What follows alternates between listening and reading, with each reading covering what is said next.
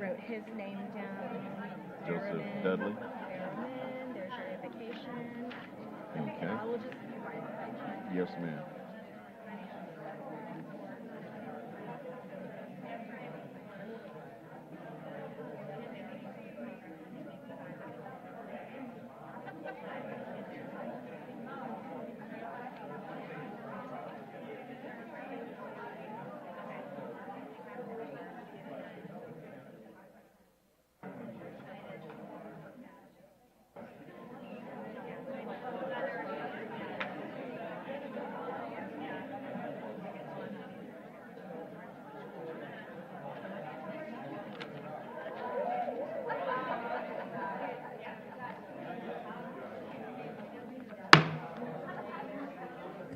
This regular meeting of the Judson Board of Trustees is hereby called to order at 6 o'clock. I am very pleased that you've taken time to join us this evening. As the Judson Board of Trustees, we are here to set goals and policies and oversee the management of the district. We are responsible for approving budgets, contracts, personnel appointments, and to listen to reports from the superintendent. We are not here to make administrative or management decisions pertaining to the daily operations of the district. This is the responsibility of the superintendent. In compliance with the state government code on open meetings, tonight's agenda has been appropriately posted. This is a meeting in public, not a meeting of the public. As our guest, you are welcome to observe and listen. These proceedings are being video and audio recorded and will become part of Judson's permanent legal record. In order that the tape adequately reflects these proceedings, please silence your mobile devices and refrain from talking while others are speaking. Since it is legally mandated that these proceedings are recorded accurately, I may have to ask for order periodically should I notice that disruptions are interfering with our recording capabilities. Once again, I extend to each of you a sincere welcome from the entire school board. Thank you for your interest in Judson ISD. We have established a quorum and we will now take roll.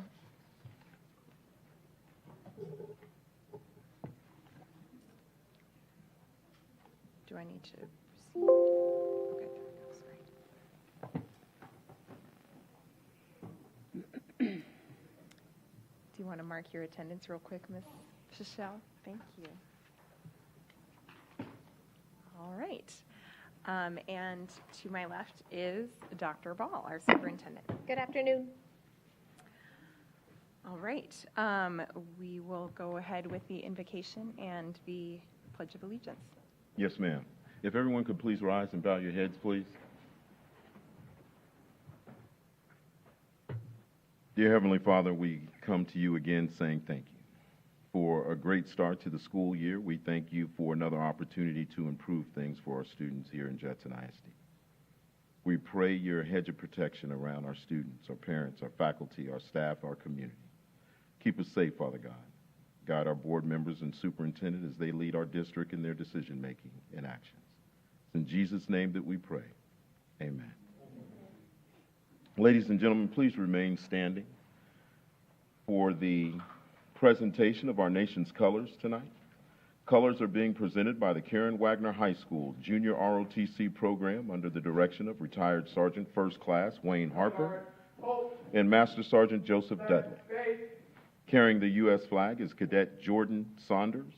Carrying the Texas flag is Cadet Nicholas Berriman, U.S. Guard Cadet Chantel Chavez, and Texas Guard Cadet Joanna Thompson. Please join me in the Pledge of Allegiance. I pledge allegiance to the flag of the United States of America and to the republic for which it stands, one nation, under God, indivisible, with liberty and justice for all. Honor the Texas flag. I pledge allegiance to thee, Texas, one state under God, one and indivisible. Order, arms. Center, face. Pose.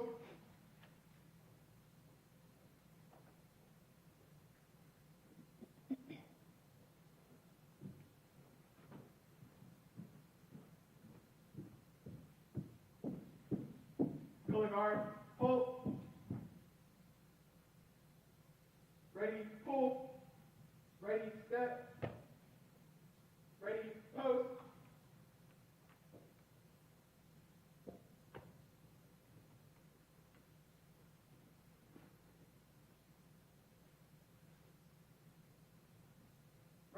left.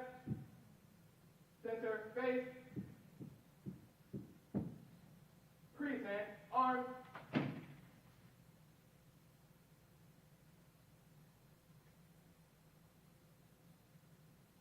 Order, arms. Mark time, march.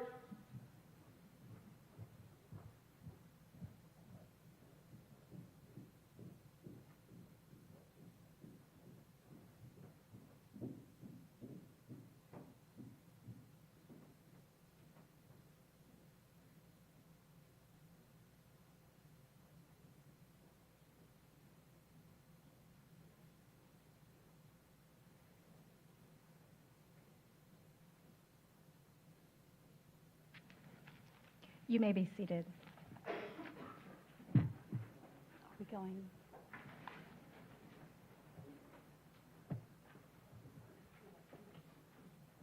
Are we going now?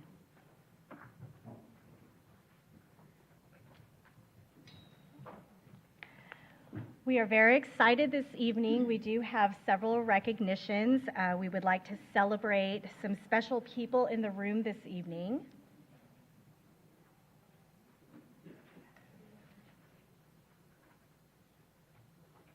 We have a program here in Judson ISD that is called the Judson Leadership Institute. And this evening, we will be recognizing the 2021-2022 cohort for completing this program. The Department of Leadership and Development is committed to growing and building leaders in Judson ISD. And one of those programs is the Judson Leadership Institute, better known as JLI. The purpose of JLI is to promote the district's strategic priorities, learn and strengthen their understanding of the Judson ISD leadership definition, develop leadership capacity within Judson ISD to support the district's success, and provide resources for leadership input and involvement. The Judson Leadership Institute also focuses on developing leadership capacity within district roles. The target audience is professional staff members who are excited to begin the next career steps of campus department leadership roles, such as a teacher leader, instructional academic coach, and or an assistant principal. This past school year, we had 10 participants. JLI allowed participants to go behind the scenes for an in-depth look at leadership from different viewpoints. Monthly sessions facilitated by Dr. Destiny Barrera focused on our Judson ISD leadership definition, including customer service, school culture, social justice, community partnerships, a book study, attending district events, summer internships, and attending the Summer Leadership Conference, and much more than that.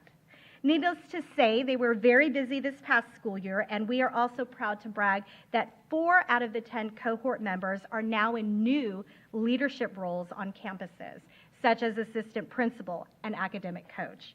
Tonight, we honor these individuals for their leadership, commitment to the district, and completion of the Judson Leadership Institute. I would like to introduce Elizabeth Bridges.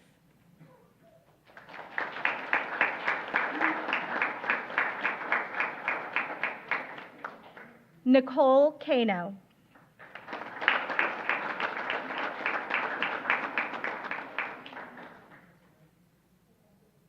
Carissa Dean.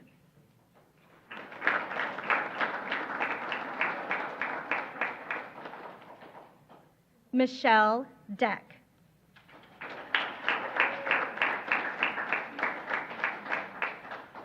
Priscilla Demerson.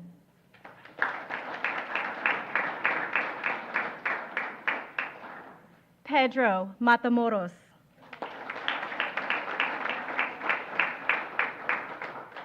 Jessica Talley.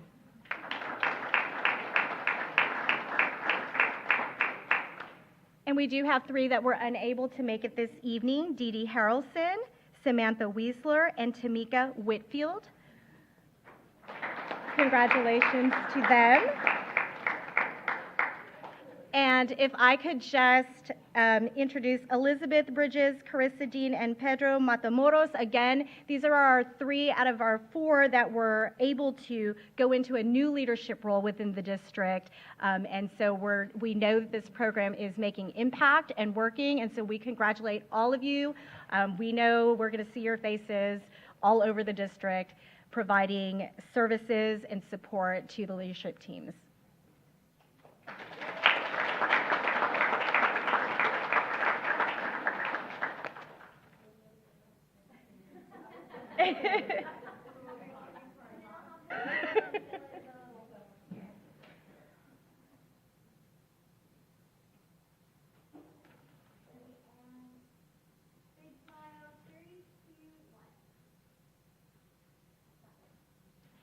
Congratulations.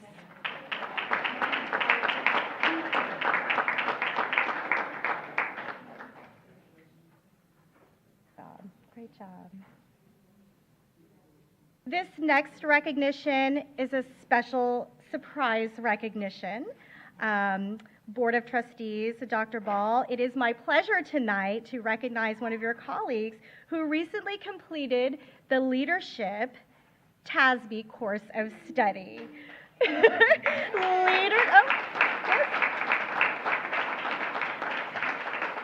Just a little history on Leadership TASBY. It was begun in 1993 as a way to offer advanced leadership training to experienced board members and is nationally recognized as the premier leadership training program sponsored by the Texas Association of School Boards.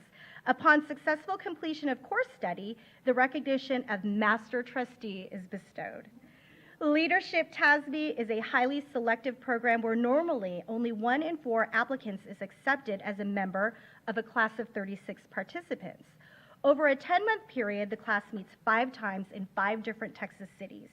They hear from nationally recognized speakers, tour a variety of school districts, and conduct personal research on a topic of relevance to Texas school trustees. Class members represent districts from all parts of Texas with varying sizes of student enrollment and varying levels of property wealth.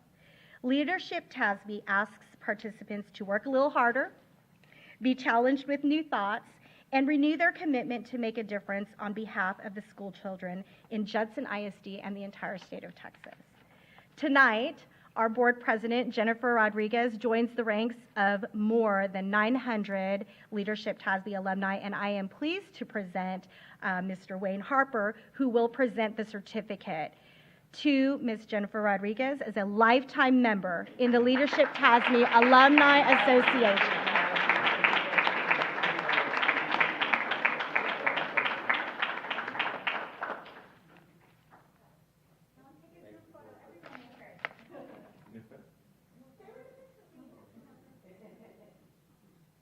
Mr. Harper is also a master trustee.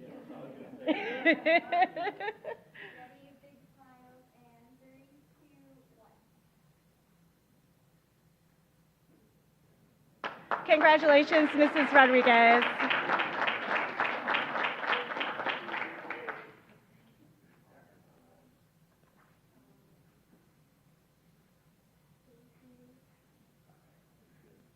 Thank you, sir.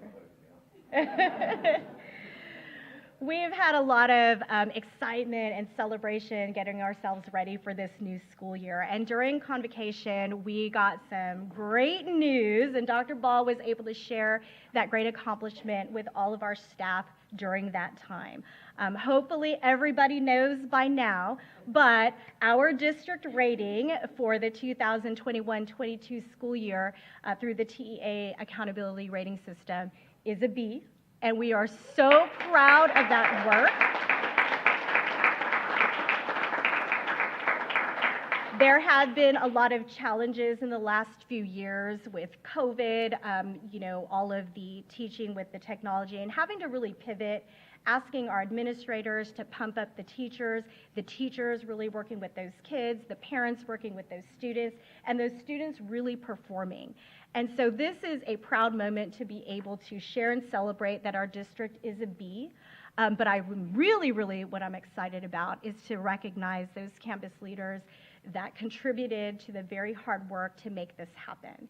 So we are recognizing some of our schools this evening on their accountability ratings, and we are thanking them for leading their teachers and their staff, for leading their students, and really digging in to do the work that it takes to make sure that our students are academically ready and sound, and the amount of growth that it takes for all of us to be able to get to this point.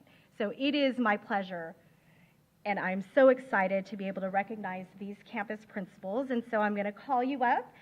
We would like to congratulate Converse Elementary from going from a C to a B, and they received 1 distinction designation. Copperfield Elementary School, Ms. Sherry Rather, they maintained their B rating. Congratulations.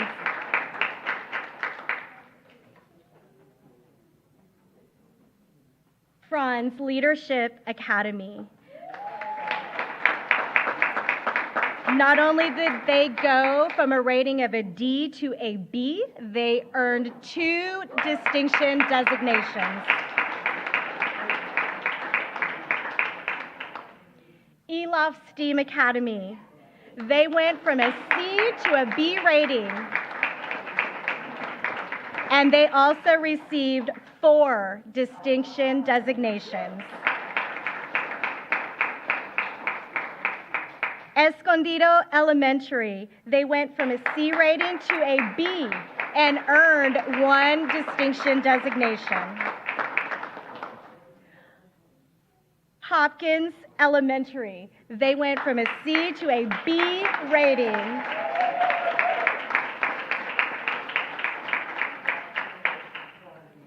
Millers Point Elementary. They maintained their B rating and they earned 3 distinction designations.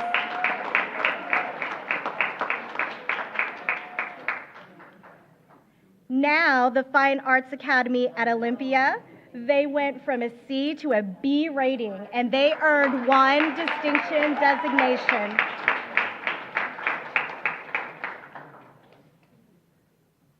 Now, Park Village Blended Learning Academy, they maintained their C rating. Great work.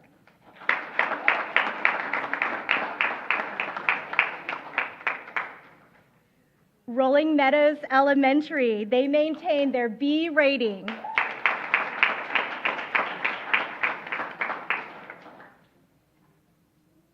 Salinas Elementary, they went from a B to an A. They also earned 2 distinction designations. Paschal Elementary, they went from a C to a B, and they earned 1 distinction designation.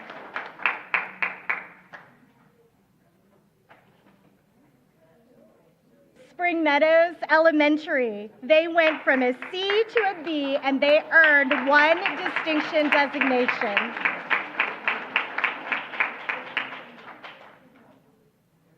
Woodlake Elementary went from a C to a B, and they earned 2 distinction designations.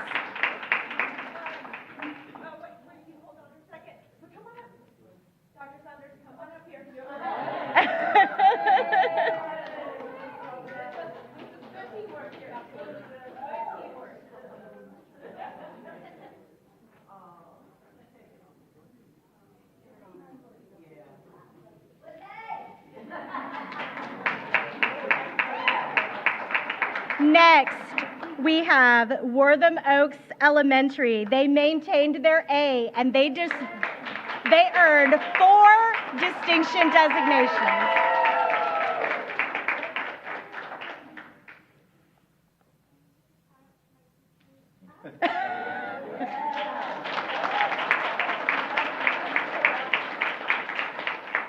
Metzger Middle School. They went from an F to a C rating. That's 2 letter grades up.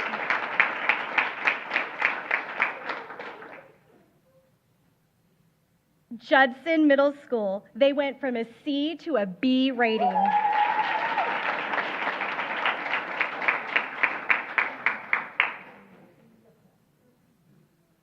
Irby Middle School, they went from an F to a C rating. That's 2 grade levels up.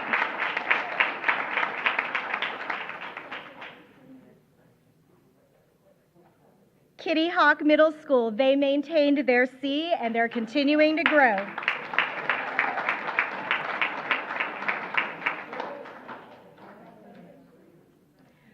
Woodlake Hills Middle School, they maintained their C and they earned 1 distinction designation.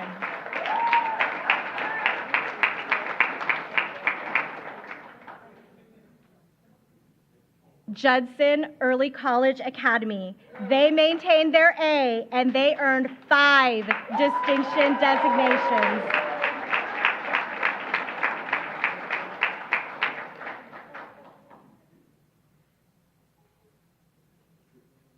Judson Learning Academy. It's like deja vu. They went from a B to an A rating.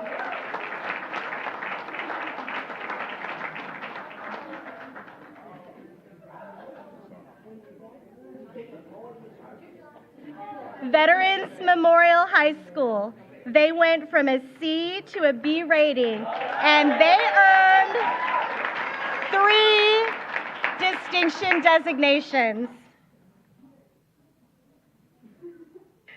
Wagner High School, they earned a distinction designation in ELAR reading.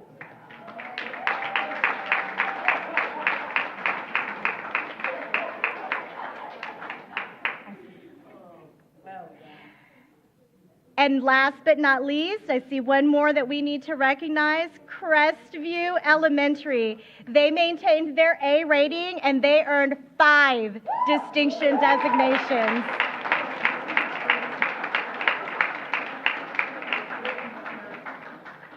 Ladies and gentlemen, these are the people that lead our teachers and our staff and our parents and our students to do the real work. Please help me congratulate them one more time.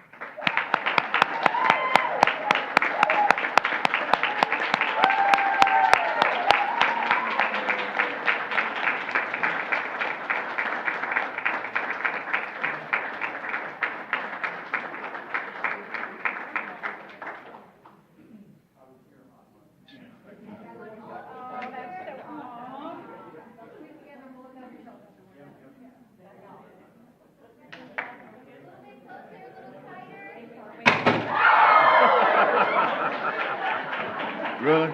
We just had craze training? We just had craze training.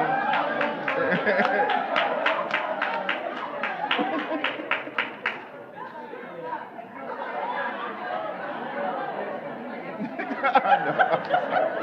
Everybody's running for the door. Looking for kids.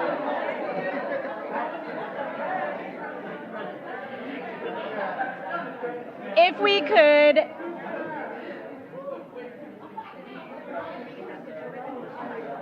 oh, okay.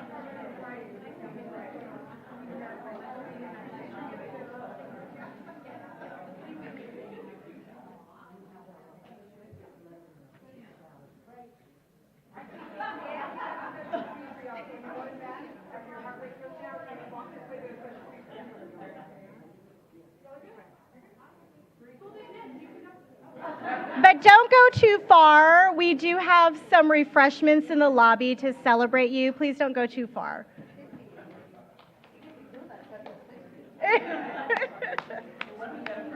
So we will call a recess. The time is now 6:23. We'll call a recess.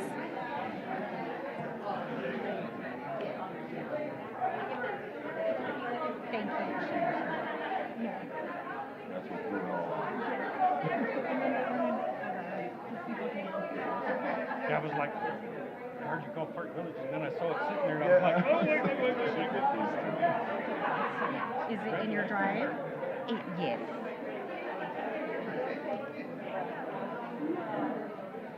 See, you didn't show.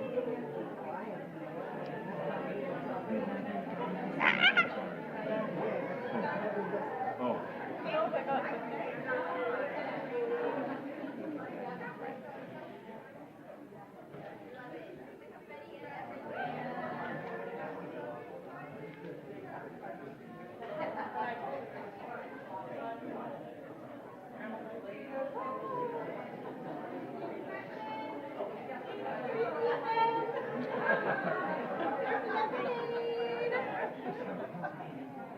is it mine? It's mine.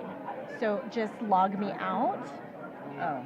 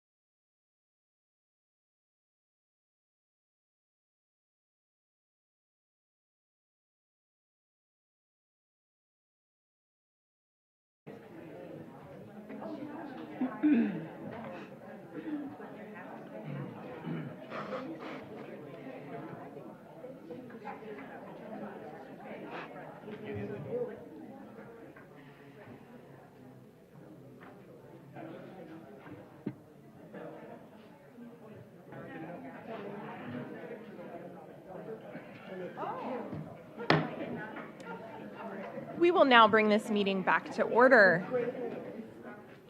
During the last portion of the meeting, I want to acknowledge that Mr. Diaz has arrived, and so he will mark himself present.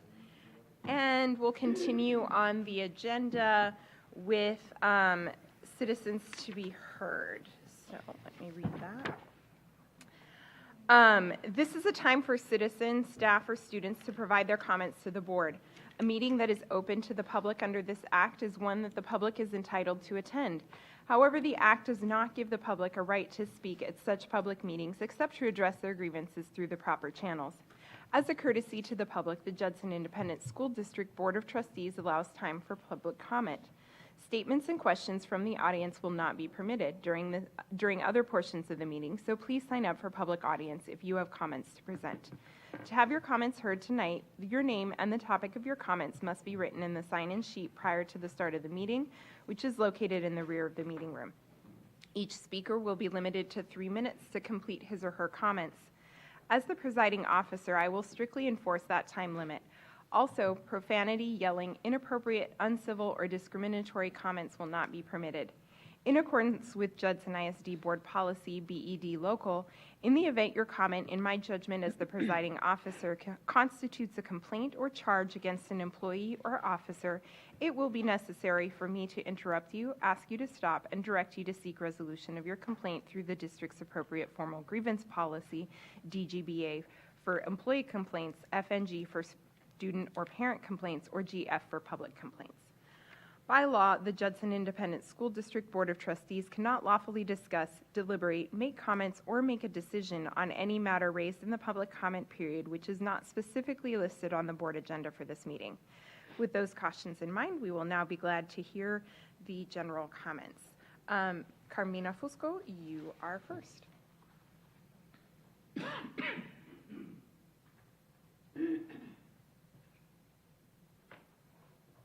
Hello, everyone. Thank you for having me, and thank you for all the great work that's going on in the district. This was some party. I enjoyed that.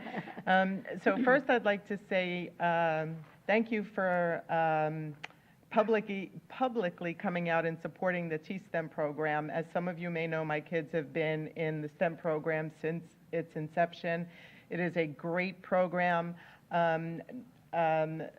What I enjoy about it, what I like about it, is that it's a special way of teaching kids that allows kids to want to learn and interact and solve real life problems. So it's an incredible program. So thank you for supporting that. I was watching the board training meeting, and just a side note, sometimes it's really hard to hear. So if there's any way the mics could be adjusted, that would be wonderful. But also, I was just a little bit concerned that the committees are being restructured, it sounds like. And from listening to the meeting, I couldn't quite tell if there's any more community involvement. I am a member of a couple of committees, and I would love to continue serving on those committees. And I do feel that it's important for the public to be allowed to participate. So I would come in as a parent primarily, but also as a member of the community. Interestingly enough, I have been getting calls and messages to bring up some concerns to the board. I think some people are afraid to come up and stand here and express some of their thoughts. I have been telling them, though, it's important for them to come up and to, to voice their concerns. So this one particular issue, I've heard from several people, including I just got a phone call while I was sitting here. But it's about the pre-K programs and how crowded the classrooms are. Safety apparently keeps coming up because there are so many students that there's not even enough room to have their sleep mats out for them to take their naps. And there is a lack of safe equipment, toilets, sinks, playgrounds. They're not built for the very young age. So if a 3-year-old has to go to the potty, a teacher or someone has to physically take them and lift them up onto the toilet. So these are, I think some staff members are getting a little worrisome about the safety, including fires, and God forbid there's a fire, but so on and so forth. So again, I just wanted to bring that, and I will take it through proper channels as well, but I just wanted to bring that. I've had several people reach out to me. So again, thank you for all the hard work you guys are doing, and love the district, have been in it forever, and still have a little more time to go. But thank you. Thank you. All right, the next person is Laura Stanford, speaking about student performance.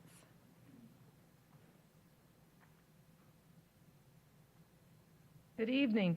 I'm Laura Stanford, and that was really exciting. I thought someone actually shot something, and that was a fun party.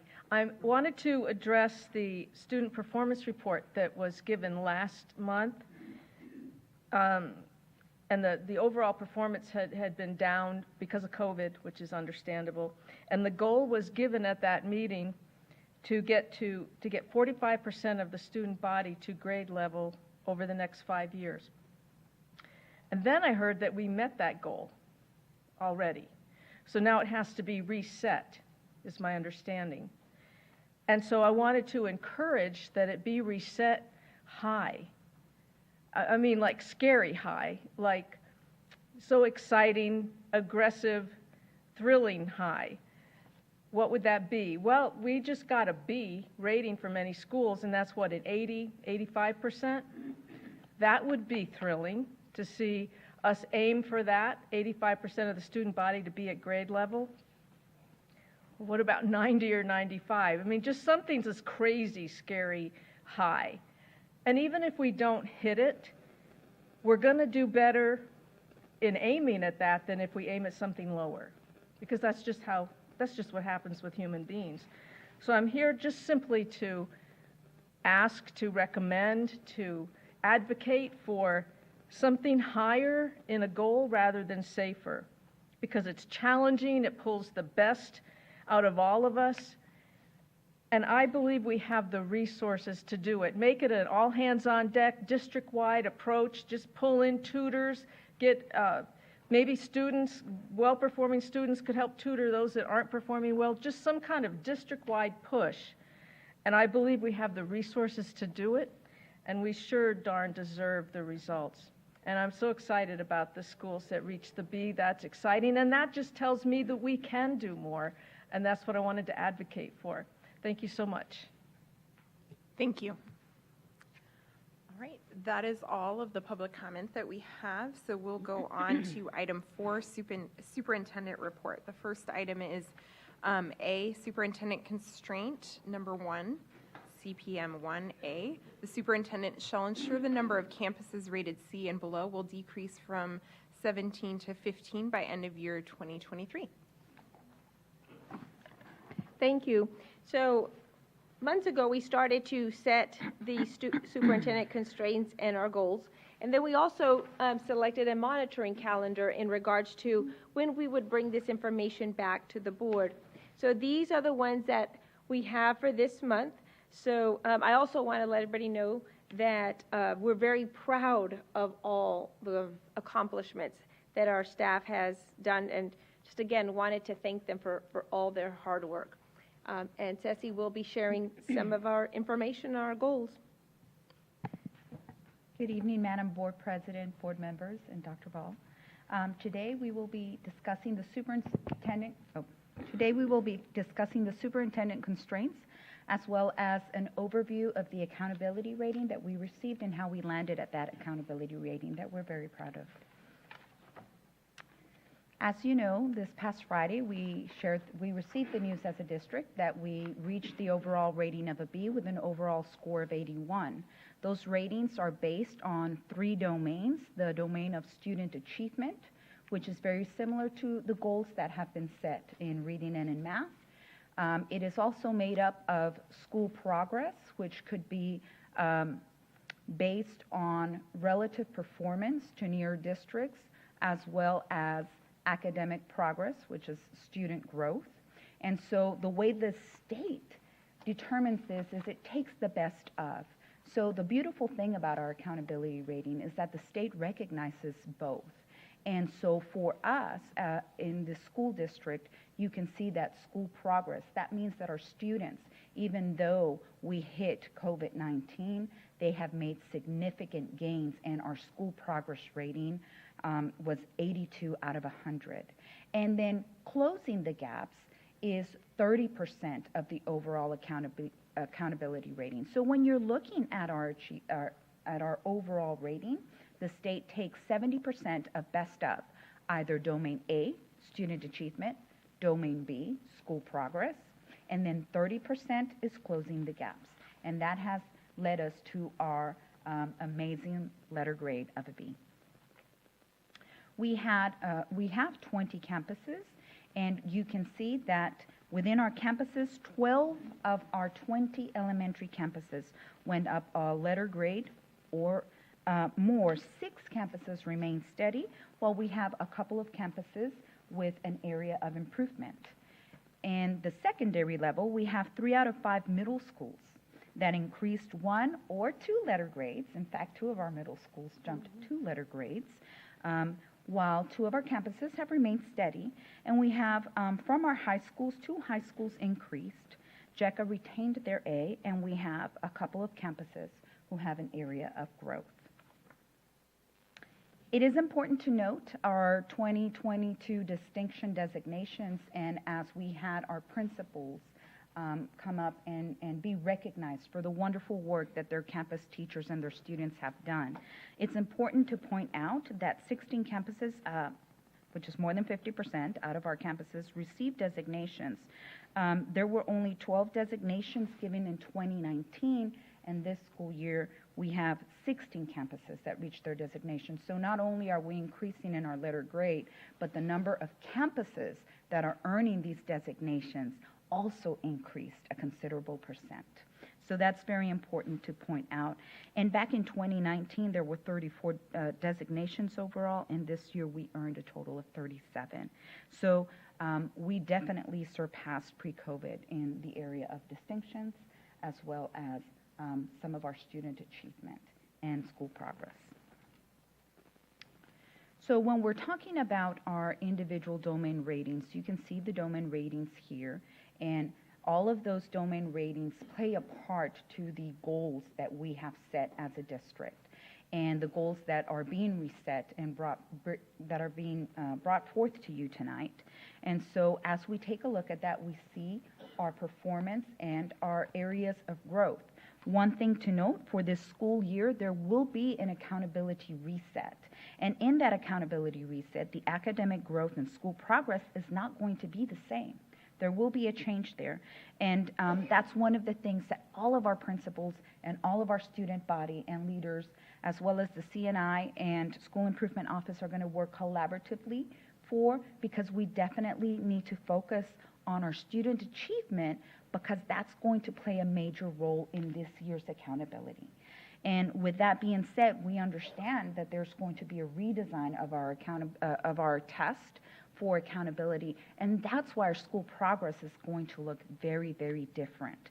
So we're very excited, and we know that we have great goals that are both aspirational, but we also know that we are going to be able to come to you and ask for resources in order to ensure that we meet our goals.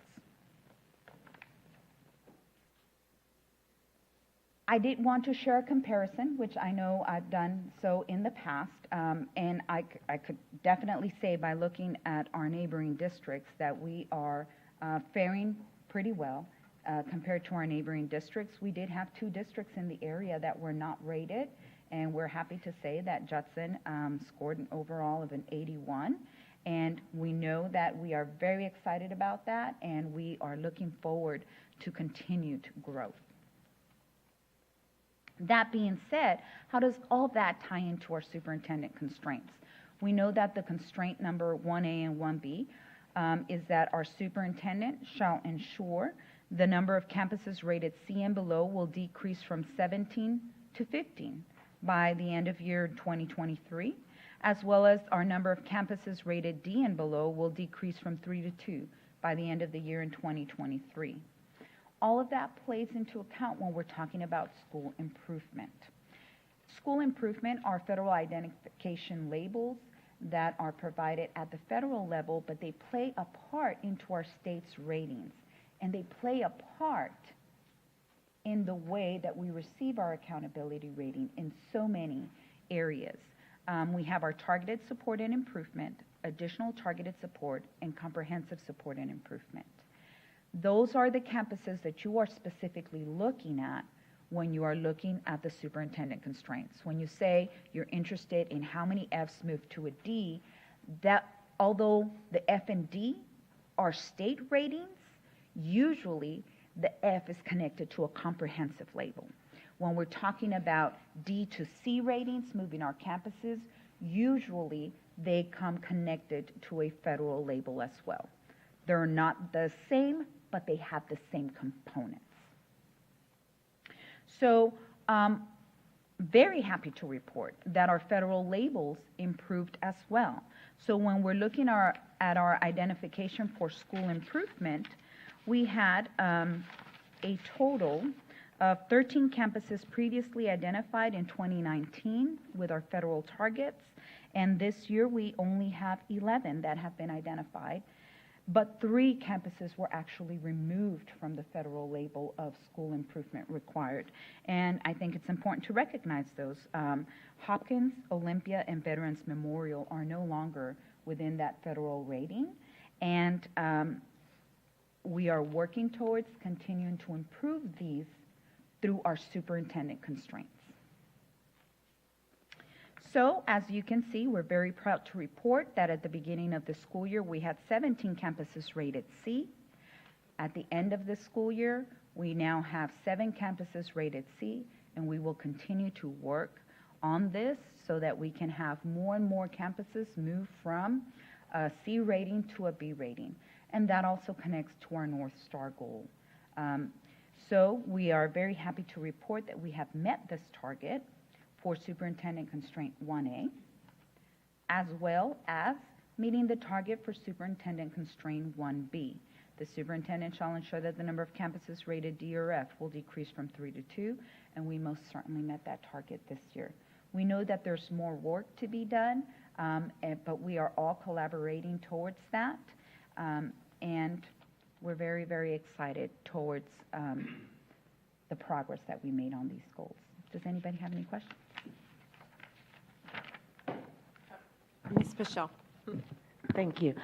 I was trying to keep up with you when you were talking about the schools that 3 campuses removed from the federal labels. Yes, I ma'am. heard Hopkins, Olympia, and I missed the third one. Veterans Memorial. Okay, thank you.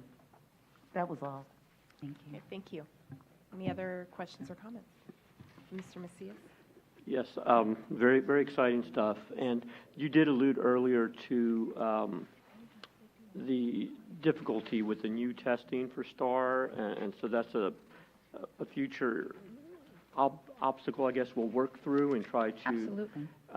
Is there any information regarding if the state is going to change the qualifications for B rating or?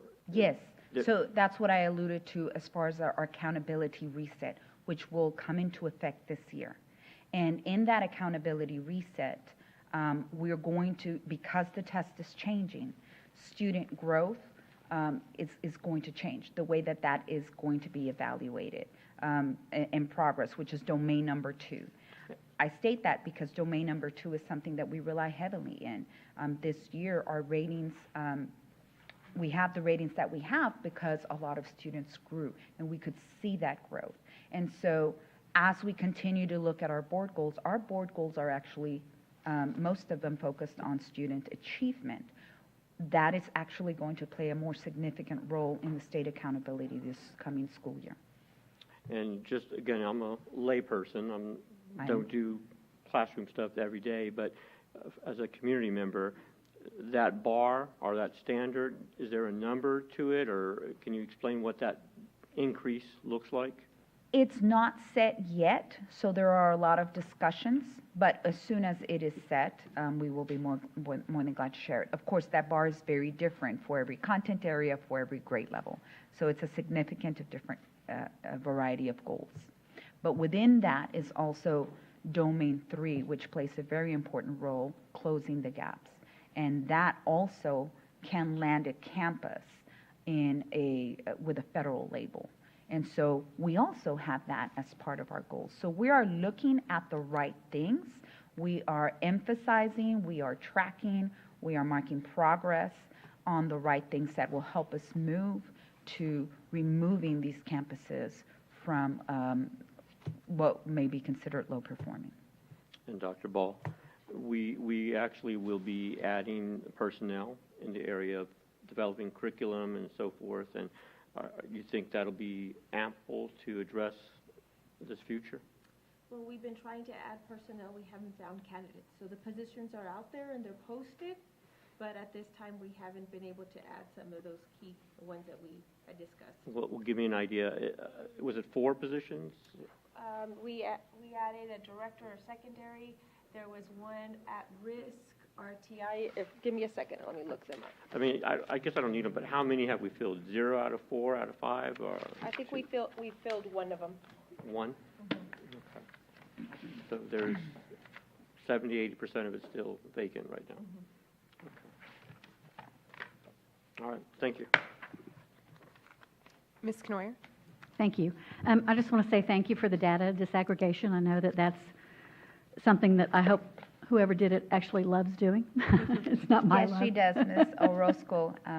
Thank you. Our coordinator for school improvement. But I also want to make sure that I express appreciation to all the staff members involved at every campus and every department who has had a part in this. The last few years have not been easy. Lots of factors go into that, and I think our campuses have just truly risen to the challenge, and I truly appreciate all the hard work that went into this. It's much better results than I was hoping for, and so I'm very excited about where we're going to be next year. So thank you. Absolutely. I had a question, a clarifying question. So many kudos for the progress that was made.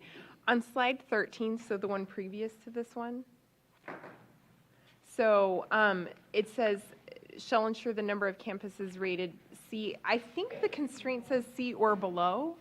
And so then would it actually be that we have 7 that are at C and then 2 that are at D and F? So then that's not, I mean, we've still met the target, but I'm just clarifying. Yes.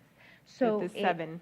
In today's board meeting, one of the consent agenda items is the rewriting of the constraint. Okay. Because when we're looking at this constraint, rated D or F, if we were to actually use the word rated C or below, it pulls in the D or F again. Right. So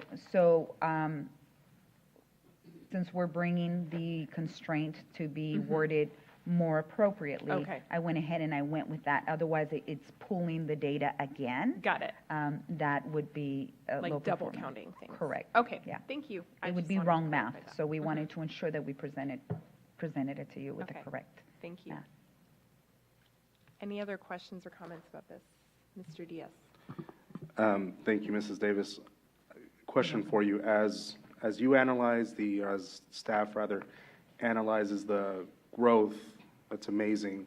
Have you all been able to identify at the tactical level what seem to be the highest performing tactics or changes to find out what is the trend? And are those, if you already have, are those pretty universal, or are they on a campus-by-campus basis? There are some systems that we set in place that are universal, and some systems that we still need to improve as a district so that it could be mirrored across the district. And so, of course, some of those systems are the way that we implement our PLCs, the way that we disaggregate and we look at every student to ensure that we are differentiating and meeting the targets. Because as we know through Domain 3, every student and every student group has a specific target that we're setting. So there are certain systems that I could share with confidence that the curriculum and instruction team and that principals that we look at each time that we meet every month. And there are certain systems, as always, we've never arrived. And so we're always working towards improvement. Okay. And then for those campuses that seem to be a little bit of an outlier, I guess you all deep dive into those and figure out what didn't work for that population or that campus, and then have a plan for each one of those outliers? Absolutely. So I don't go into too much detail because I want people to understand the accountability. It is definitely in the student groups. And so when we're looking at Domain 3, that plays a great key. So when we're looking at Domain 3, it really sets out every student individual population, and that's 30%. So if one student population doesn't meet a certain indicator, and it happens quite often, as you can see, if you look at the Domain 3 ratings that you received in your handout, then that 30% really plays a major role and can make a difference between a letter grade.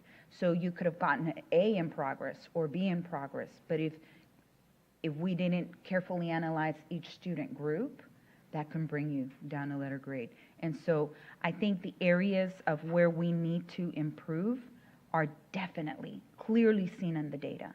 So then what we need to do this year is have those conversations about how we're going to specifically ensure that no student is left behind, and that each student is targeted, and that each time that we look at data and that each time that we focus on instruction, we have those best practices in place.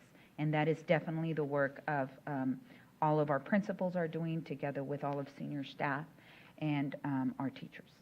Okay. And then last question is for Dr. Ball.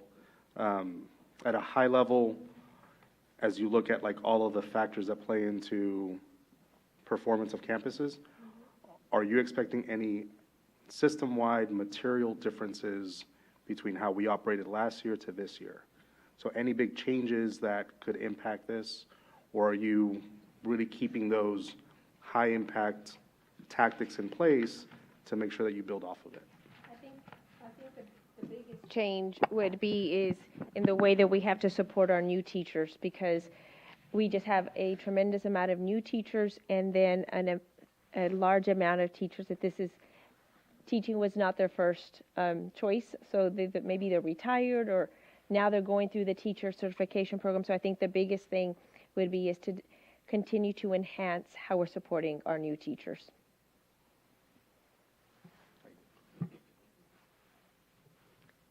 Any other questions? I had one more question. Yes, ma'am. Now I'm forgetting what it was. You said that, well, two things.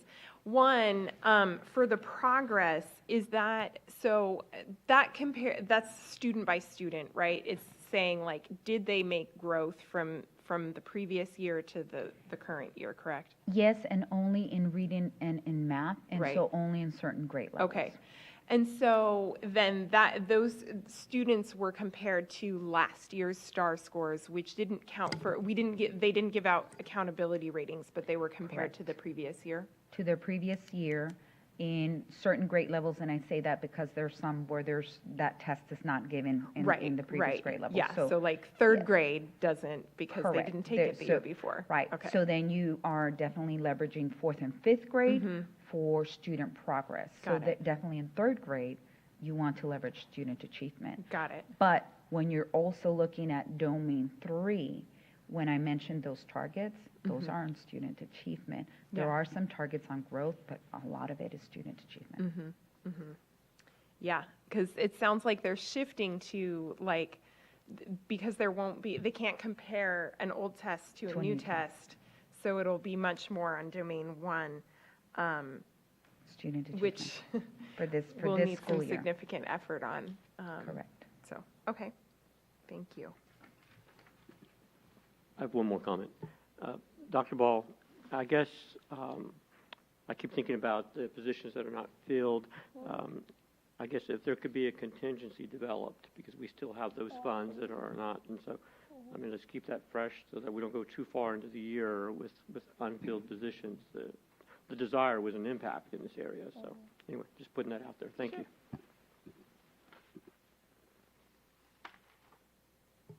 Any other questions or comments? All right, we can go on to, that was A and B, correct? Yes. Yes, ma'am. Okay, so we'll go on to item C, constraint C3. So Dr. Saunders will be covering this one.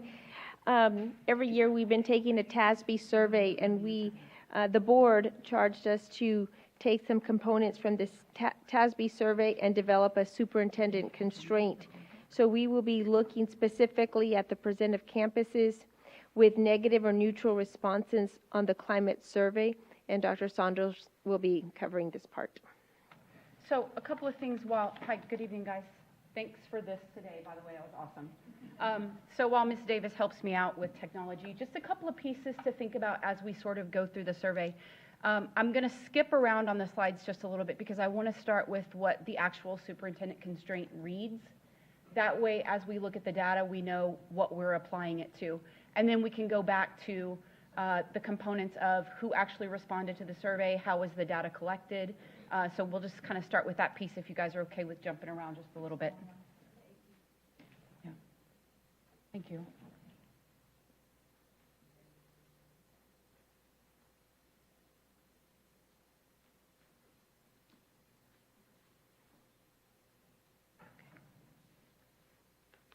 Can you guys see it okay on your end? I don't really know how that works, so yeah, we're good? Okay, so I would like to jump down to the slide where we start with the first superintendent constraint. So the way that the constraint is written is very interesting because it talks about campus direction and it's leaning into negative and neutral responses, right? So if you look at what the goal reads, it says we'll decrease from 12 negative and neutral responses to 5% negative and neutral responses by 2023. So the way I think about that in my head is actually reversing it, right? So what are we looking for as far as employee satisfaction? Because this is saying what percentage of employees are dissatisfied. It's easier for me to kind of think about it in my head about how many are actually satisfied. So if you look at 2021, it says 12%. So the way I internalize that for myself is in 2021, 88% of our employees were satisfied with the campus direction, right? The goal is that by 2023, 95% of the employees in Judson ISD will be satisfied with the direction the campus or the district is moving. I think for me, that's a little bit easier to internalize. So as you guys can see, when we look at 2021 to 2022, we took a hit, right? We went from 88% satisfaction to 81% satisfaction. And I'm going to be incredibly honest with you guys.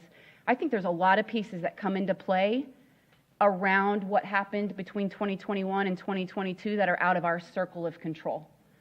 The way the questions are worded on the survey doesn't allow for that kind of dialogue to take place. It doesn't really lean into, are you dissatisfied with Judson ISD or are you struggling with education? Right? Are you dissatisfied with the climate and culture of Judson ISD, or are you dissatisfied with the state of where we are in 2022? So that it's a little bit of an anomaly there. But with that being said, with the responses, I am going to pause right there for just a second. We'll come back to the table on the side in just a moment, but I do want to go back up to what we were talking about with who actually responded to this and how does that all play out. So at the campus level, it's given to each person individually through a secure email, and your responses are collected anonymously. At the district level, what happens is TASBY reaches out to Human Resources. They supply the email addresses to all the employees in the district, and then it's sent out that first time and then a reminder several times after. So as you can see, it's broken down by the number of employees based on category, so teacher all the way down to an unidentified job type. It tells you how many people actually responded, what was the participation rate, and then off to the far left, it tells you the total percentage of the survey. So I'm going to let that just kind of look at at that component for just a second. Yes, ma'am. Can I ask why there are more people than possible taking in certain categories? Yes, so you can actually get the survey, and I didn't know this. From the campus level, I wouldn't know this, right, until I kind of dived into it. If you changed positions within the 2021 school year, you would have received the survey multiple times. Or, for example, like today when we recognized a campus principal who's actually at 2 different campuses, and it would be the same thing for like a counselor or a social worker who crosses over to do 2 different I asked the same question. I was like, I'm not a mathematician, but something seems off.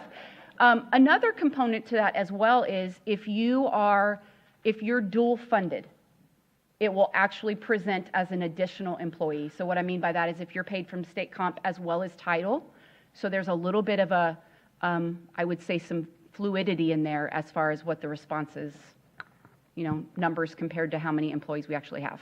Does that answer your question? Yes, I knew when I saw thank you so much for that yep. clarification, because I'm like, when I looked at this chart, how could there be more respondents than there were? Correct. Some of the numbers are higher on the respondents. Yes. So thank you very much. Yes, absolutely. Okay, so now that we've kind of taken a look at, okay, what's the breakdown of people responding, we'll go back and we'll look at this data we were talking about just a second ago. Again, from the campus level, I didn't know this, but from the level I'm at now, I really lean into the part where it talks about complaints and suggestions. So there is a section in the survey where you can add a little bit of like dialectical information, and it will automatically be populated into either a complaint or a suggestion. So when we look at this one, which I'm going to say is employee satisfaction, right? What are some of the reasons why people are struggling with the campus or district direction? And you guys can see there's 3 complaints specifically there, and then off to the side it says, there were 9 people who felt sort of the same way. They don't feel valued or appreciated. Campus or team culture of bullying, gossiping, or cliques. Overall, the district is a challenging place to work. And I want to reiterate right here again, the nuances behind the questioning, it's difficult to tease that out, right? Are you dissatisfied with your campus? Are you dissatisfied with Judson ISD? Are you dissatisfied with education as a whole? Or are we just dissatisfied with what happened between 2021 and 2022? The part I really lean into, it's all important. I want to be really clear about that. But the part I really lean into are the suggestions. Because I love the fact that when someone has an issue and they're coming to you with a solution, that's incredible, right? So the suggestions on here, ask teachers what professional development they need instead of assuming, 100%. And I think that is just that professional courtesy. I know what needs to happen in the classroom. I would love the professional courtesy of you asking me what I need instead of just assuming. Now, I will say there is a component of this that data tells us a story as well, right? So what's happening in the classroom is critically important for people to communicate that, but data is also going to tell us, right? Is there a struggle in math? Is there a struggle in reading? The next one is to keep the ESAC because it gives employees a voice, which I think is remarkable. So kudos to you. Because people feel like they have an opportunity to tell the person who can actually make change happen, hey, this is what we're concerned with. And you can see that repeated itself 4 times. It actually repeated itself again in a question later on down the survey, so it's actually a lot more than 4. And then the last suggestion, promote within Judson ISD rather than bring in outside new hires. And you can see that 5 people are feeling that way. So then what we did was we took this data, we took the complaints, we took the suggestions, and we started to figure out, okay, what are our action steps? What do we need to do as a district to be able to move from this 19% or 81% satisfaction to 95%, because that's where we need to be at the end of 2023. So when I think about an action plan, I start thinking about what are the levers, right? What are the things that we can pull that are going to give us most bang for our buck? So the action plan has some very specific steps in here. I did meet with principals between June and July to go over the TASBY survey. And the conversation sounded like, what are the things you're most proud of from the survey? Because the survey's broken down all the way to the campus level, right? So we get this huge overview from the district level, and then it's broken down individually by campus. So The questions I would ask, bless you. The questions I would ask campus principals is, what are you most proud of? Where are the areas that you saw growth? What are you most concerned about? And what is it that we can do to support you moving forward? And so those were fantastic conversations. That's the way to start, right? What are those pieces that we can put in place for campus principals? The other part I want to point out to you guys is, and we just talked about it today with JLI and JP3, right? So one of the suggestions was, let's promote within Judson ISD. And I feel like between Dr. Barrera and the work that we're doing now, I feel like we have really created a very clear pipeline for people who want to be in a leadership position. Like, this is what it looks like, right? So our goal is to be like obnoxiously overt about all of these people that are in JLI and JP3 and what they're accomplishing and where they're going. They talked about it today, the people in JLI that are now sitting in campus leadership positions, right? Next month, we're going to be honoring JP3. We have quite a few JP3 candidates that are now in a current sitting principalship. That's the point, right? We don't have to indoctrinate people into Judson ISD because we grew them. So I think those are the two biggest levers for us right now, is really having those conversations at the grassroots campus level. And then the next step is making sure that we're doing what we need to do, our due diligence with our employees here in Judson ISD, and growing them to the next step. Are we okay with this one before we go on to the next one? Okay. All right. So our next one talks about campus resources. So basically what this one says is we're going to increase, again, employee satisfaction in regards to resources. Like, do I have the necessary resources to do my job to the best I possibly can? When I lean into this one, I think that word resources is so large, right? I could probably ask you guys, what is your definition of resources? And you would all give me a different definition. For some, it's human capital. For some, it is parental involvement. For some, it's actual, like, pencil, paper, consumable resources. So the term is a little bit loose. So that's where we really come into that drilling down to the campus level and talking to teachers, like, what is it you need? When you indicate that you need more resources, what does that look like? Be very, very specific. And then when you think about in our earlier slide when it talked about ask me what I need for professional development, I think that leans into it as well. So same concept here. In 2021, we're at 69%. So 69% of the employees felt like I have everything I need to do my job. We took a dip. This year we're at 66%. Our goal is to be at 75. So then the same concept we talked about before. We've got complaints and we've got suggestions to the side. Special education lacks staff, supplies, and support. District lacks useful online resources. Inequities in technology among staff, smart boards, laptops, tablets. And then, like I was telling you guys before, I really look at the suggestions closely, right? If you're bringing a solution to the table, let's take a look at it. Provide better supplies, gloves, pre-K furniture, equipment that works, basic classroom and office needs, and ensure teachers of special needs students have what they need: running water, changing tables, laundry, kitchen. So again, when we talk about, what is going to make this work happen, what is going to move the needle, what is going to move us forward, we take a look at action steps. What are the levers that are most powerful here? And I'm going to say again, meeting with campus principals in June and July was incredible, because the number of times we had conversations about resources and campus principals said, I asked them what they needed, right? And my response was, maybe we didn't ask in the right way, because clearly if 66% think that they don't have the resources they need, believe they don't have the resources they need, right? Perception is reality, so we ask in a different way, right? And we're, like I said earlier, we're over the top obnoxious about it. Every faculty meeting, I'm asking, what is it you need? Tell me what I can get for you, right? And then the other piece is, and you see it on here again, continue with the ESAC meetings.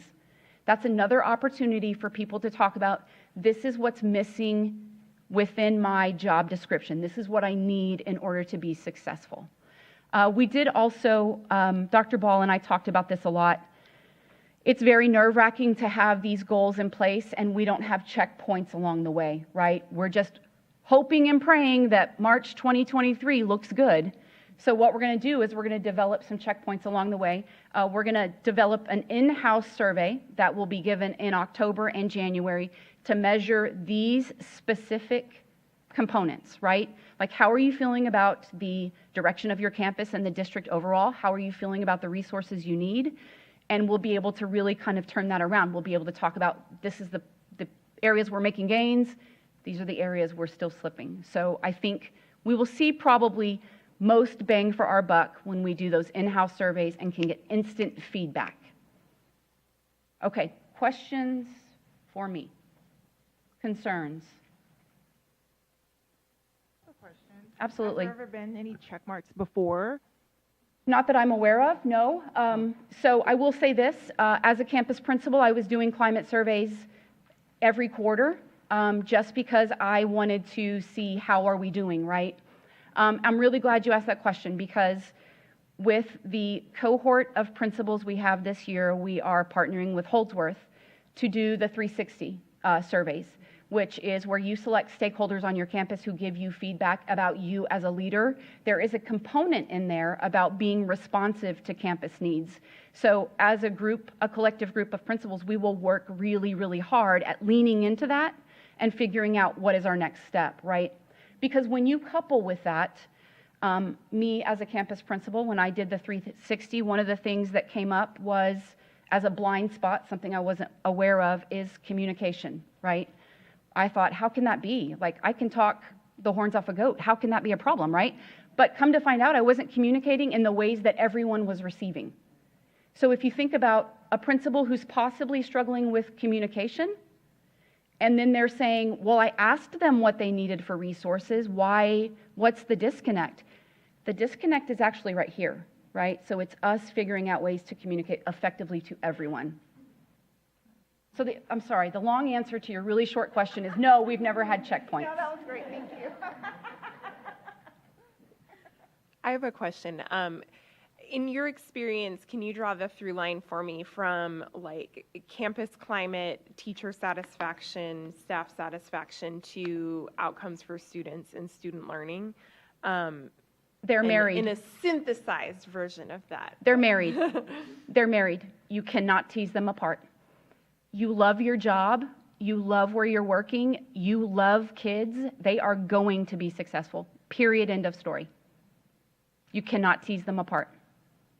That's why it's incredibly important that we lean into this and figure out what are the pieces we're missing, right? So if 81%, if you flip it around, if 19% are dissatisfied, how does that impact, the 27,000 students that we serve?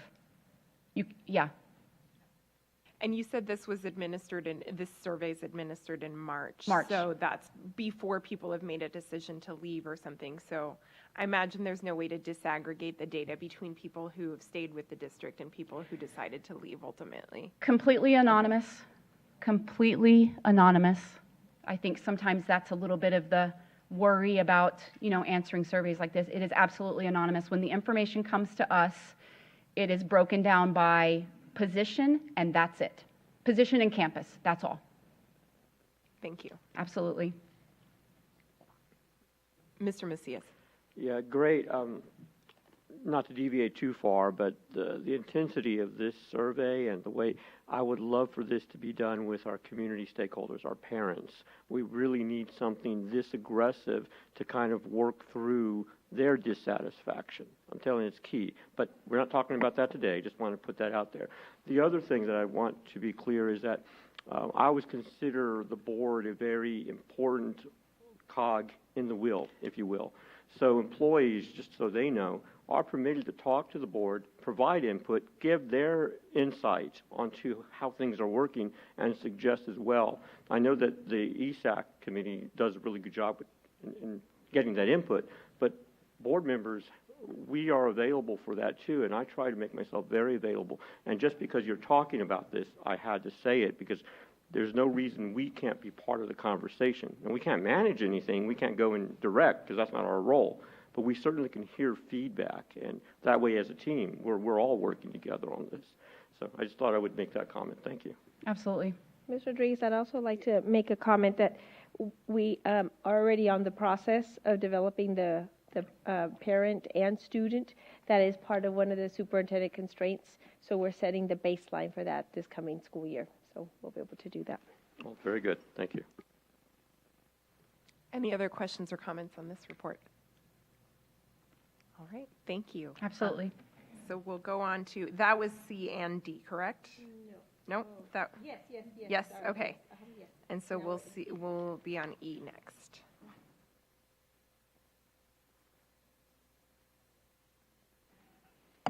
So another component of the gold progress measures is our CCMR.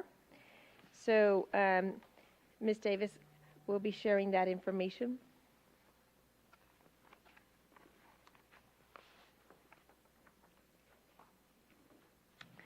Thank you. We're very happy to present on CCMR board goal number 4, which is currently led by Mr. Devin Holmes. So I would like to give him a lot of the credit in meeting our goal. So I'll start with that. We met our goal this year. And so there was a lot of work that goes into this. And before we go into the meeting of the goal, I think it's really important to understand all of the components that are involved with looking at CCMR. So we'll go through this quickly, but of course, you know, I'm always open to questions at the end. There are, at the moment, 9 indicators that take place in this, and you see these 9 listed in here. TSI criteria in reading and math, earning a 3 or above on an AP certification, level 1 or 2 certificates, on-ramps, dual enrollment credits, dual credit courses, IBCs, associate degrees, completing an IEP and workforce readiness, special education graduates with certain diplomas, and enlisting in the U.S. Armed Forces currently is suspended. So when we're looking at the data, you will notice that, you will see that in the data trend. I say that because when we're talking about CCMR indicators, the state looks at the number of graduates, while the federal accountability looks at the number of all seniors, whether they actually graduated or not. And the impacts of CCMR are threefold, or manyfold. They impact the student performance and progress domain. So CCMR impacts a great chunk. You can see there here in orange, domain 1, it impacts about 40%. In the closing the gaps domain, which is 30% of our overall district accountability, it impacts 30%, which is also impacting our federal. And it impacts us with our CCMR outcomes bonus, which means money for the district. So there's a lot of impact so that we can then return that money back to our students and that we can help them achieve college, career, and military readiness. So when we're looking at the student performance and progress, you can see that we have a total CCMR for all graduates.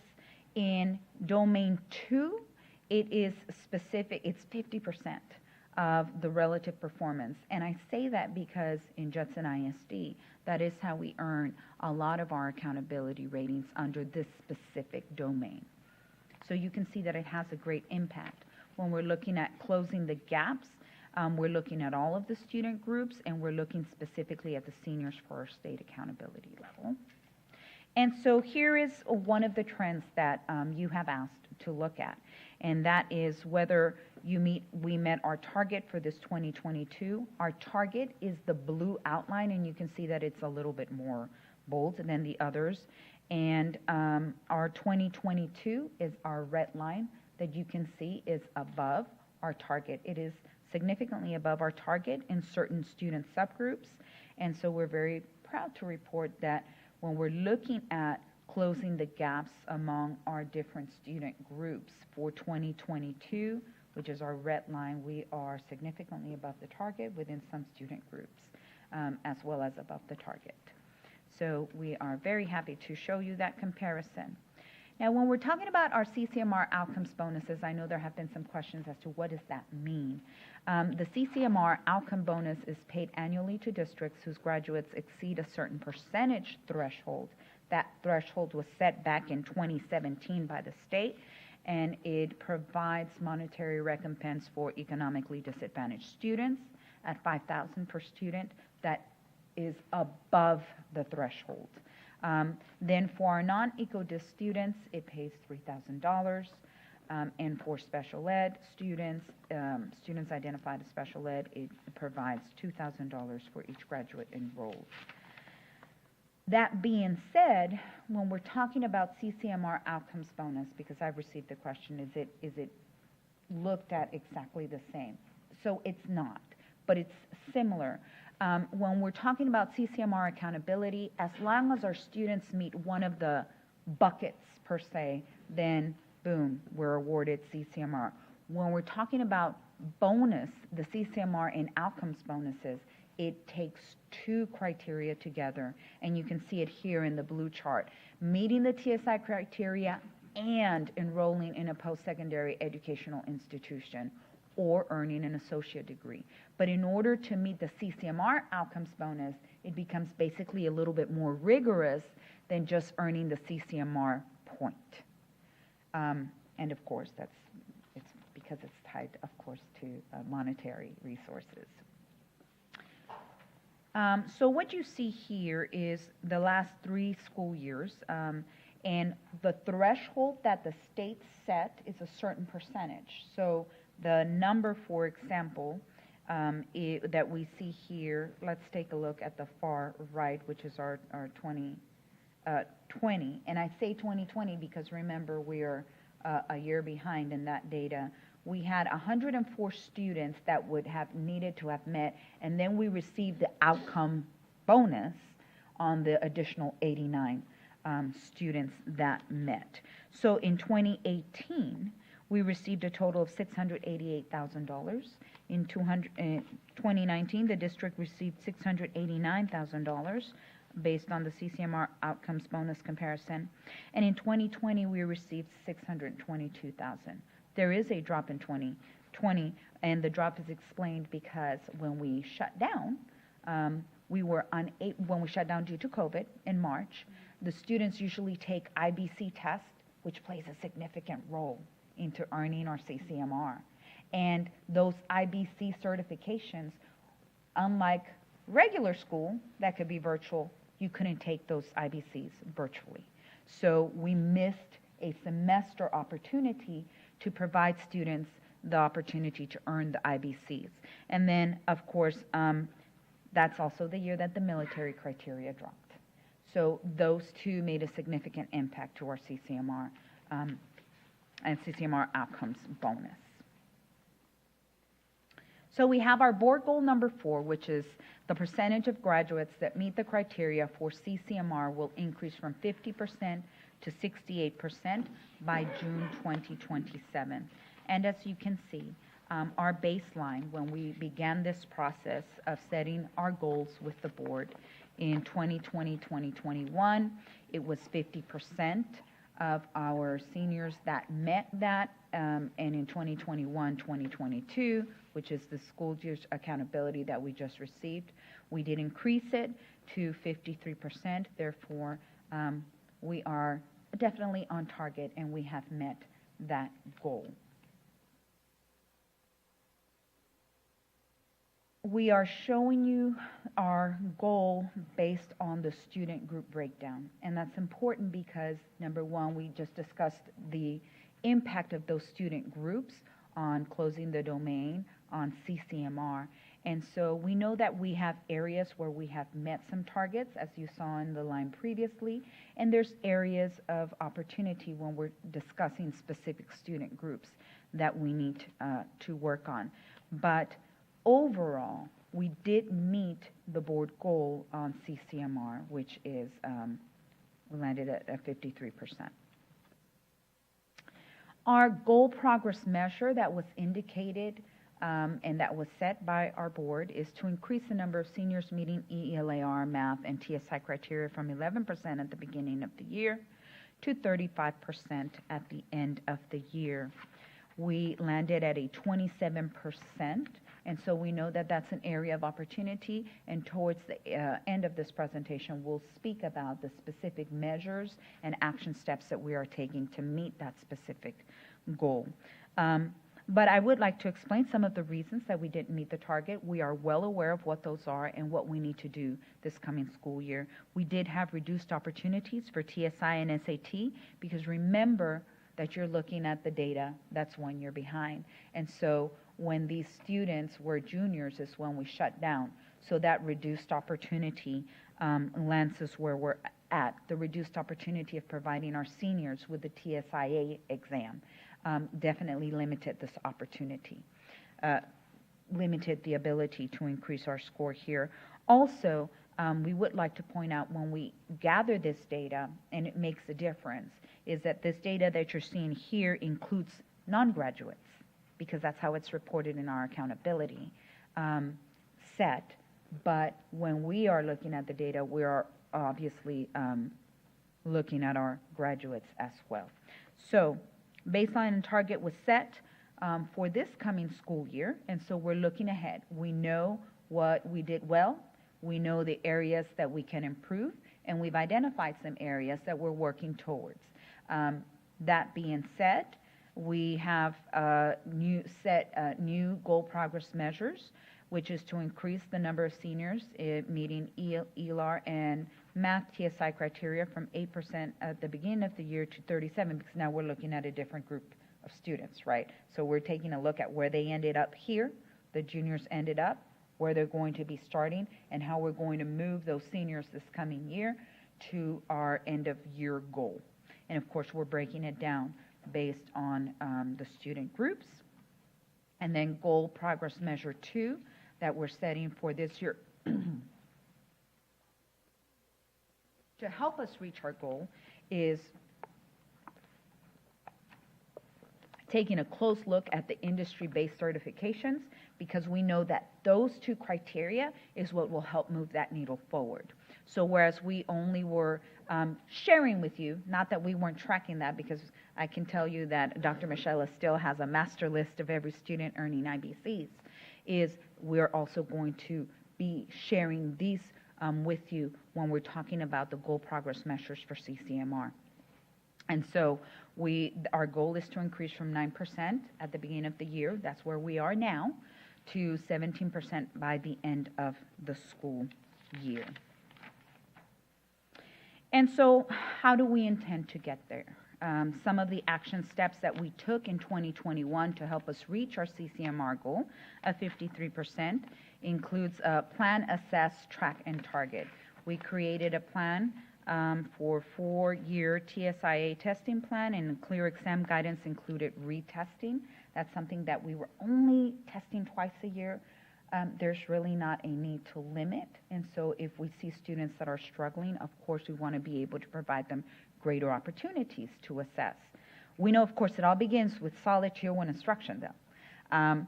Then we're assessing grades 9 and 10 for dual credit, T-STEM, JECA, and grades 11 and 12. We also assessed, as well as our non-CCMR seniors, on March 2nd. We're tracking the student performance using a tool called OnData Suite, and we're identifying students who are in need of specific interventions so that the principals and the teachers can work with those students to ensure they meet the TSI criteria. And then not just TSI, but any of the 9 criteria that they can meet. And then we're targeting our students by providing strategically targeted support through one of our programs that we recently purchased as SHMOOP, and through timely retesting that has increased. Then what are we going to do? Those are some of the things that we placed this last year to improve. We're going to continue with that, but we're adding more supports for our students. And what does that look like? We're preparing SHMOOP, not just for a certain section, but we're adding the SAT, and pre-SAT prep tutoring.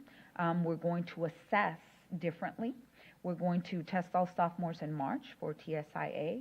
We're going to bring on the ACT for all seniors, and these are all increased opportunities to meet that CCMR criteria. We're going to test all of our non-CCMR seniors in October and March. We're going to increase the college prep, math, and ELAR opportunities, as well as those opportunities for more industry-based certifications. So these are specific things that, as we looked at what we did and what we can improve, These are things that are going to be specifically set into action. And then we're going to carefully track. I think I mentioned this in the last board training, to take a careful look and have those discussions with our principals of some of our 11 Rs, our repeaters, when they are going to shift. Because if we shift them last minute, then we weren't really tracking them, right? So we want to make sure that no student falls under the cracks and that we are targeting every student to ensure that they are getting the right intervention to meet CCMR criteria and be college, career, and military ready. And then, of course, we have our creation of our director of CCMR. We know that we recently added a position here, and so that will allow Mr. Holmes in this area, that was the director of advanced academics. Previously, Mr. Holmes had really taken on the work of 3 different people. And so now he's going to be able to get some relief and some support in that area so that we can truly focus on providing the guidance to our college and career counselors, to our teachers that are working with our students in order to help achieve our CCMR goals. Any questions? I have a lot of questions, but I'll let some other people go first. Michelle, were you raising your hand? Yes. Okay. Thank you so much for all this information. It's a lot. Yes. When you mentioned the outcome bonuses, Yes, ma'am. what time of the year, what part of the year does the district receive, or when is that issued to the district?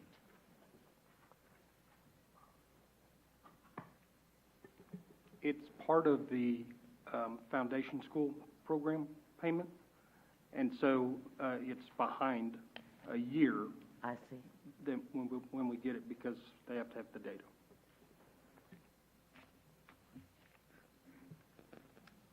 Ms. King. And in regards to the outcome bonuses, so can a student be in more than one category and receive the 2 different bonuses, or? Oh, so for either SPED, ECODIS, or SPED, non-ECODIS, yes. Okay.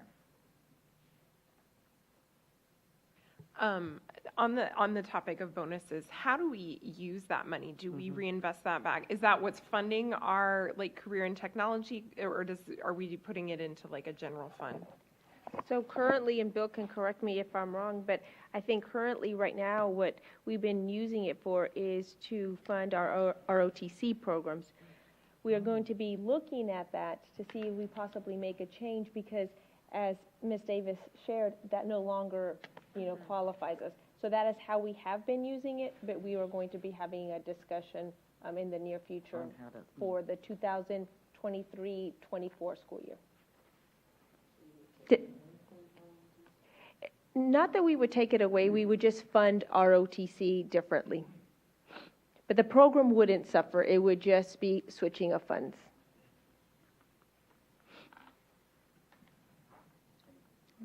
Mr. Diaz?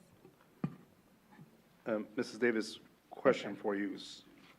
So on the certifications,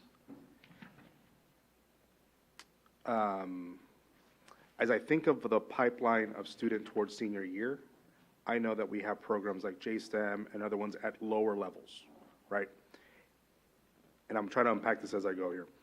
So some of the goal progress measures are focused on specifically seniors, but how do you look at and track earlier data points in order to ensure that that pipeline is robust? You have earlier intervention points, and then amplify the pipeline where appropriate. Absolutely. To make sure that once you get to senior, it's not too late. That's right. Great question.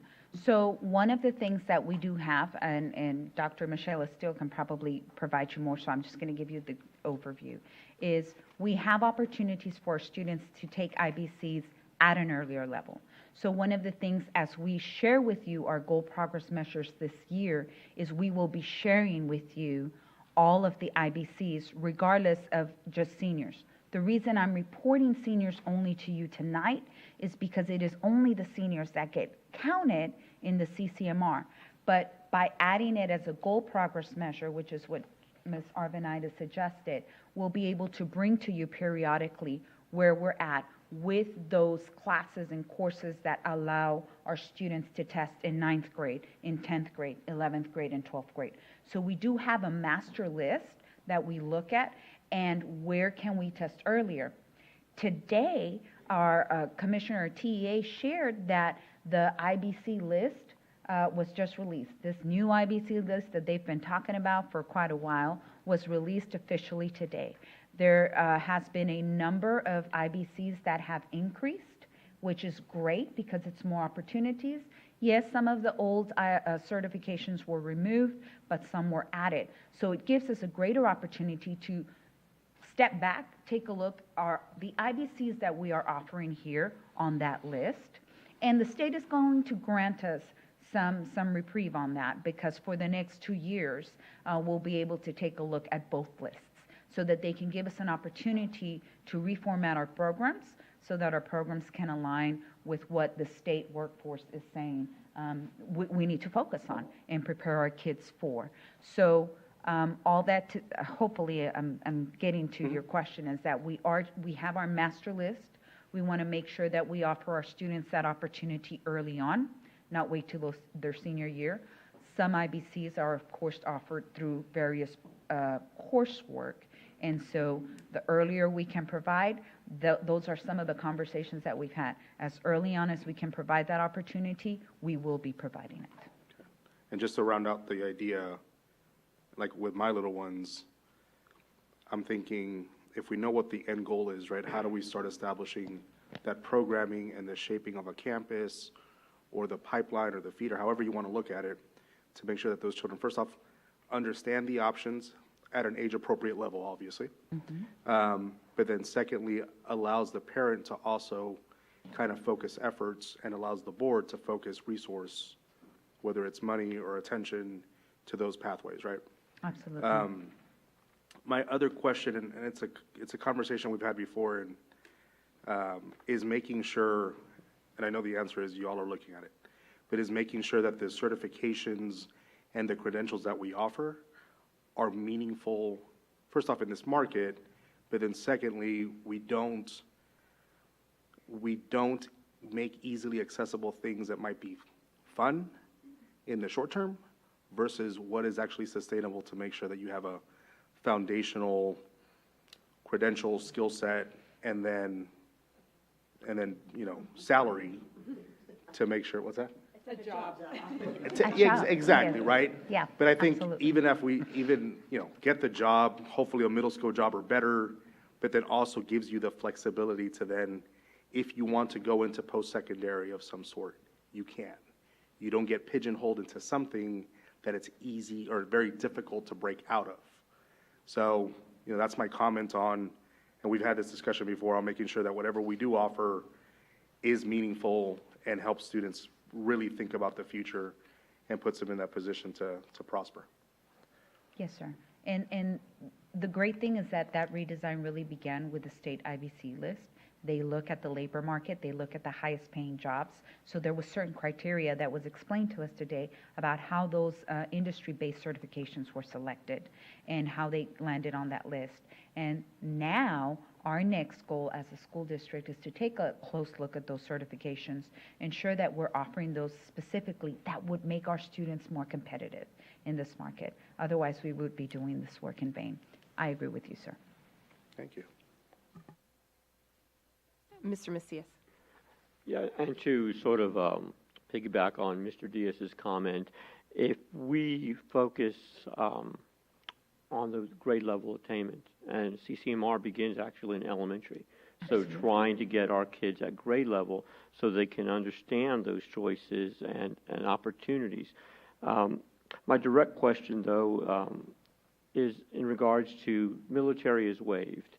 Is that indefinite? I know that you would have put something in there if you knew, but that, I think, is a very big part of establishing a career.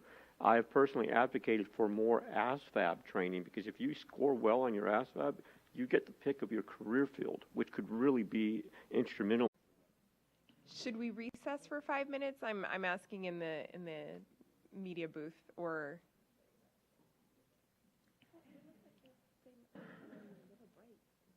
Yeah. Oh, it's good. It's good. Okay, we're back in business. All right. Okay, so we're back. The question I was going to ask is, you know, I'm thinking about the students who are not in that 53%, and I know that counselors play a huge role at high schools and wear a lot of hats that make it really difficult to, like, you know, meet with every student and make sure they're on a path. So who else is there that is maybe looking at a student's pathway and saying, like, all right, I'm seeing that you're not in like the AP courses or the dual credit, you know, and maybe like guiding them towards the industry-based certificates, or is that purely student choice? We have people who help guide them. So we do have our counselors, but also through our CTE, we are able to implement college and career counselors where there's that specific look. We have student lists that will show us, and that's Mr. Holmes meets with our principals monthly to ensure where are we at in CCMR. This is a list of students who we have close to meeting. These are the lists of students who were not. So then that specific list is what our counselors work towards throughout the years to ensure that by the time they are seniors, that work begins in 9th grade, but to ensure that by the time they are seniors, they have met that. And so there is a variety of people that work together. There's continuous data that is being pulled because we have a variety of opportunities. Even though there's technically 9, there's really 2 that we can work towards, right? Because the others can't come unless those 2 are present, and that's the industry-based certifications and TSI. Because, of course, you can't earn an associate's unless you get your TSI. You can't, you know, so I know it seems like, well, there's so many possible buckets, but not really. A lot of them duplicate, like exactly. The same kid is earning 3 of them or something. Exactly. And how many courses or semesters does the average industry-based certification take? Like, I know it's a sequence of courses that's often at least a year, I would assume. Are there? It varies per coursework, but Dr. Michela still is the expert on that.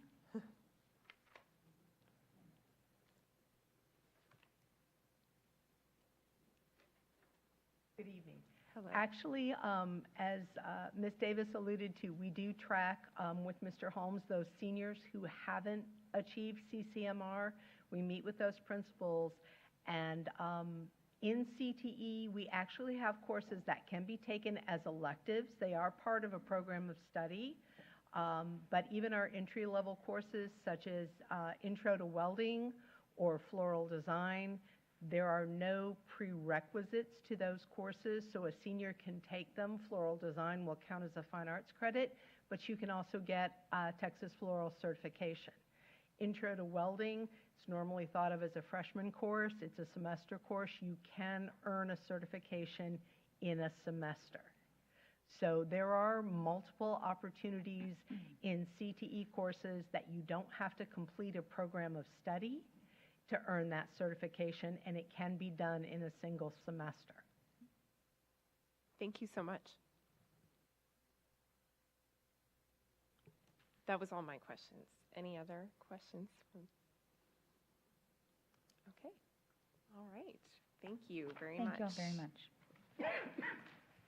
All right. We're going to go on to item 5, consideration of consent items. I'm going to make a little change to our procedure. I'm not going to read every single item here. And if there's any board member that wants to pull any items, you can tell me the item or the list of items that you would like to pull. We're looking at 5A through R. So you just want me to give you the letters? Yes, sir. All right, letter D. Okay. F, J, L, O, and Q. Okay. Is there anybody who wants to pull any items that Mr. Macias didn't read? Okay. All right. So we'll start by voting on the ones that have not been pulled. So that is items A, B, C, E, G, H, I, K, M, N, P, and R. And give me a second. Do I have a motion? I move that we accept all of those items that have not been pulled. Second. All right, that's been moved and seconded, so we'll proceed to vote. Sorry.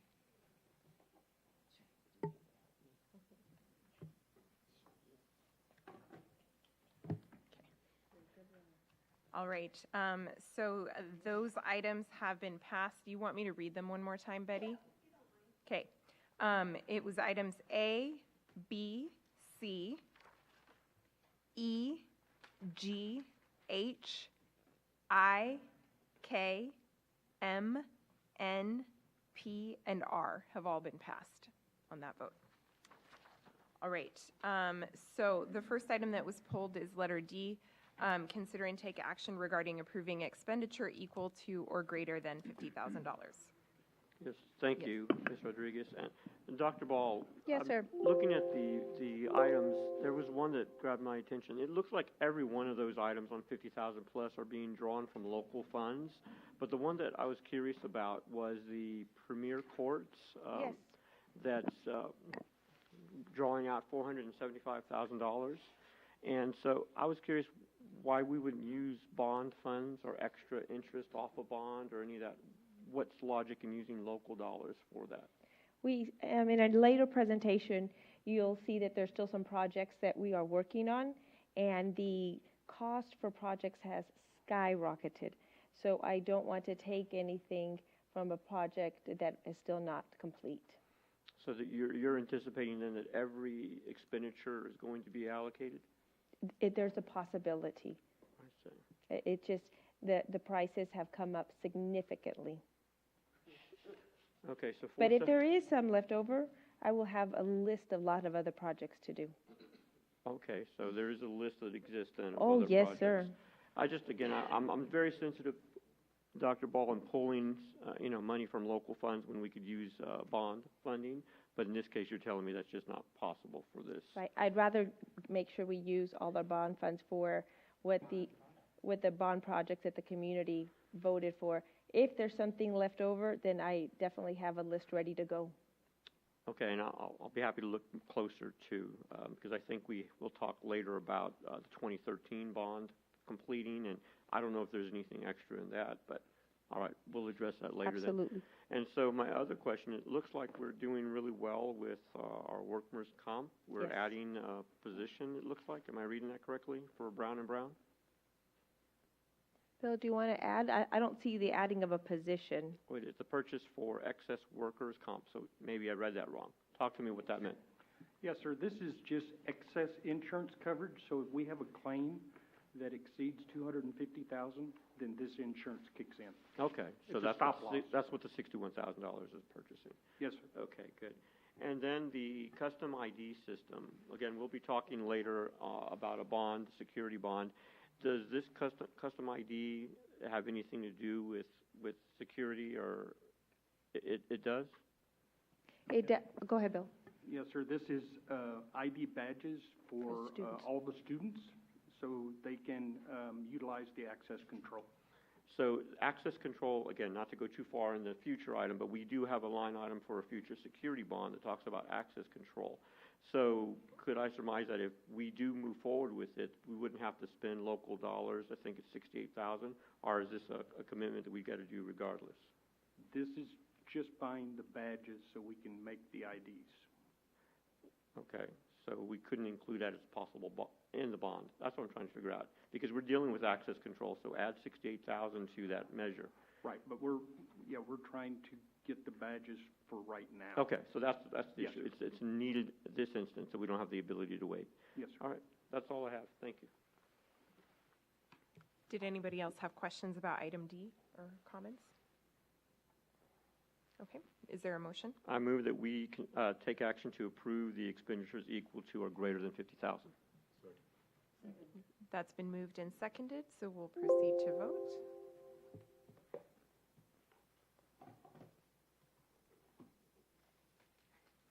All right, item D passes 7-0. We'll move on to item F, consider and take action regarding approving the Texas Teacher Evaluation and Support System appraisal calendar for 2022-23. Yes, Dr. Ball, I just had a real simple question. How Okay, did I like we- those. I'm sorry? I like She those. likes those. Okay, very good. I'm glad you do. How was the dates confirmed for this particular calendar? Was there a process, or tell me a little bit about that? Yes, we go based on the instructional calendar that the board adopted sometime last year, so that's. That's the basis for it. And last year was our first year we were able to start evaluating teachers? We just started last year, yes. Okay, so, and I did notice, if I'm correct, correct me if I'm wrong, that we're not going to evaluate teachers before or after a holiday. Did I read that correct? Correct. Is that usual? Yes, standard. Okay, all right. Well, thank you. That's all I have. Were there any other questions or comments about item F? Is there a motion? I move that we approve the Texas Teacher Education and Support System T-Test appraisal calendar for 2022 and 2023. Second. That's been moved and seconded. Proceed to vote.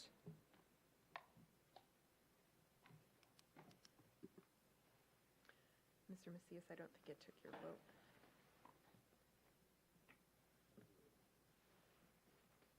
There we go. All right, thank you. That has been approved unanimously. We'll move on to item J, consider and take action regarding approving service delivery agreement for communities and schools for the 2022-23 school year. Yes, Dr. Ball, this Yes, is sir. probably just as simple, so we're on a good streak maybe. Yes. But my question for this one is, I did notice that their report took several metrics of the success that they've been doing in impacting on our campuses. Were there any that are tied to academic outcomes?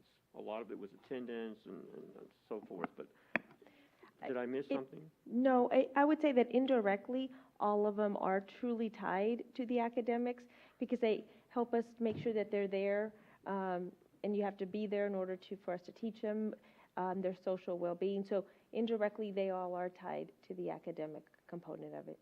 Is there a way that we can add something measurable?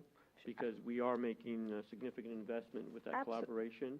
Absolutely, we could. And I would feel even better if we could see some academic outcomes, output, if you will, regarding this collaboration. Because I'm willing to even spend more with them, but anytime we can quantify it by adding something like that, I think would be helpful. We definitely want to see our return on investment, so we'll add that part. Okay. That's all I have. Any other questions or comments about communities and schools? Okay. Is there a motion? I move that we approve the service delivery agreement for communities and schools for the 22-2023 school year. Second. Okay, that's been moved and seconded. Give me a second to proceed. There we go. Okay, that passes unanimously. We'll go on to item L, consider and take action regarding approving the transfer of certain bond proceeds. Yes, this is, again, the topic of the evening, and only because we are going to have a very extensive conversation, I felt I should pull this item to get a better sense of what we're doing in transferring and so forth. I know it's laid out, but again, high community interest in regards to what we're doing, so if you can explain it a little bit about what's happening here. Yes, sir. So all of these projects have been brought to the board and approved by the board. So, but now this is the formal way of us actually transferring the funds from bond 2016. So if you recall, we've talked about the portables, we've talked about Crestview giving, reports. All of these we've talked about, but it's just now specifically in regards to transferring the funds. What meeting? I mean, I'm drawing some. Ooh, I would definitely have to go back and look because there were several meetings where these were brought up. Most of them were individually they were brought up. it was really before school even let out that we talked about those Like portables. right before, in the last year? Okay. Oh, some of them were last year, yes. Okay. And so all of these bond proceeds that we're transferring, are they all part of the 2016? I believe, yes, right. Yes, sir. We're moving them from Prop 2, I believe, which was the 2 elementary schools, over to Prop 1. Okay. And it's because we're okay with the elementary schools? I mean, again. Yes, sir. for the They're record. complete. Okay. So we have that flexibility. All right. It looks, I mean, it's pretty comprehensive. We're doing a lot of things, so just want some confirmation on that. Thank you. Were there any other questions or comments about that item?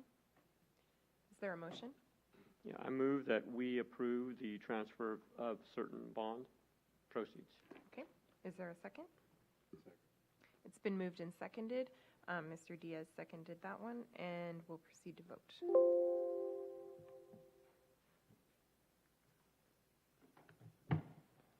Okay, that it passes unanimously. The next item that was pulled is O, consider and take action regarding approving and second reading of the policies from Policy Update 119 affecting local policies. And Dr. Ball, there was one item of the policy in the first reading that I recommended we revise. Do you remember what that was? Yes, sir. Would you like for me to read it out loud? Yes, I would. A student or parent who is dissatisfied with the outcome of the investigation may appeal through FNG local beginning at the appropriate level. A student or parent has the right to file a complaint with the United States Department of Education Office of Civil Rights. That's correct. That's the revised one. That's what you're recommending. Yes. And I think my question was, what was taken from that Was shall be informed. Mm-hmm. Yes. And I think if we have the ability to inform a parent that we should, and so I would like that to be kept in the policy. Not a problem. And so just wanted to know if you're good with that or what your I'm thought great is. with that. Okay. All right, if you do that, that'd be great. Thank you. Are there any other questions about those items or that item? Okay, is there a motion? I move that we approve the second reading of the policies from Policy Update 119 affecting local policies. Second. That's been moved and seconded. We'll proceed to vote.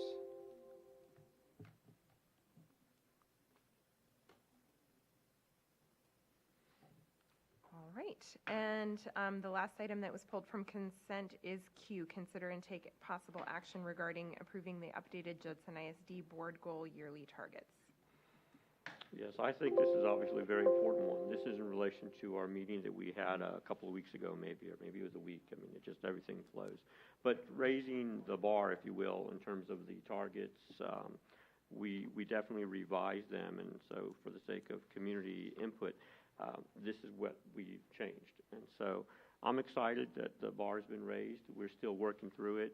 And I think, if I'm correct, Dr. Ball and Ms. Rodriguez, we will probably be reevaluating this again next year as we keep going. Is that the expectation? Oh, I have no doubt. Okay. Mm-hmm. All right, In a positive manner, though. Sure. But no, they did increase, and I appreciate that. Yeah, and to name why they were reevaluated specifically so soon after approving them was because we had actually exceeded the 5-year target in 1 year, and so it made sense to move each of those up, and so that we're always striving for more. So, thank you. Yes, ma'am. My train of thought. Okay, get back there. Oh, okay. So we're going to make that adjustment based on what we had discussed the last time, because we already exceeded those targets. But we are the next change is going to take place next year, but we're going to do like a quarterly visit. We're going to be using the monitoring calendar. There we go. Mm-hmm. So all of that, there'll be updates throughout through the monitoring calendar. Okay, so then we'll be ready when it's time to vote. Okay, I got it now. Correct. And if we're meeting our targets exactly, then we won't change them because each year there's an interval. What happened this time was in a couple of categories, we went so far above that we exceeded our 5-year target. So then, we need to set new goals. So that's the only time we would actually go back and reevaluate the goals like we did this time, is if we're exceeding our 5-year goal early, and then we would set new targets. Well, I just remember, we did express a little concern because they're changing the test. And so remember, Correct. we Yeah. know that's going to kind of give us a little hit, Yeah. maybe, possibly, Yeah, it who could. knows? Mm-hmm. Yeah. But so we yes. wouldn't adjust the goals down. Down. Oh, no, definitely right. not. But Definitely it might not. take us longer to get our targets. Okay, Yeah. I'm there now. Yep. All right. Any other questions or comments about this one? Motion to approve item Q, consider and take possible action regarding approving the updated Judson ISD board goal yearly targets. Second. That's been moved and seconded, so we'll proceed to vote.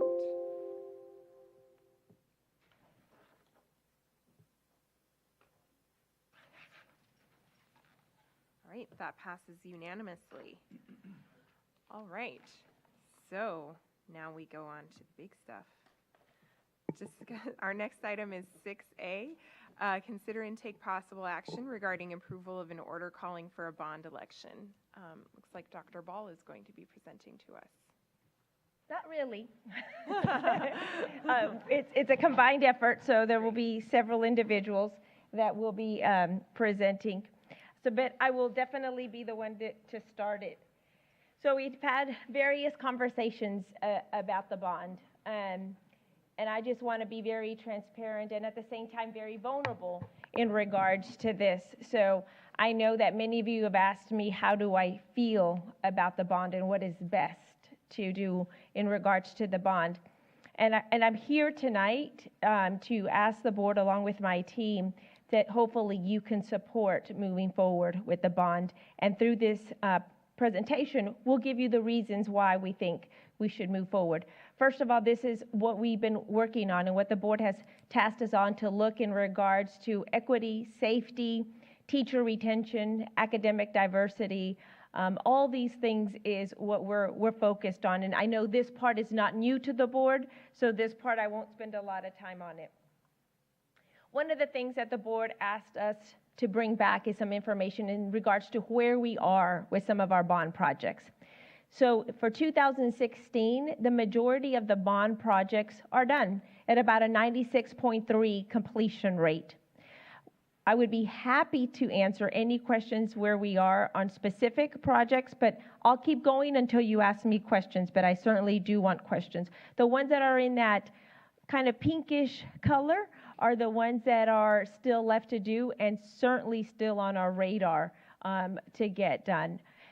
So that is where we're at for our 2016. And Dr. Ball, yes. the 96.3, it sounds very high because there's so many projects that are still in that pinkish red color. So 96.3, how was that figured? Is it the percentage of all money spent, or how did we get there? Sure, and I can have Bill answer a little bit on that specific. Correct. That is a dollar figure, and even though there's quite a few projects, most of those are small projects. It might be a roof replacement on a gym. It might be a covered awning.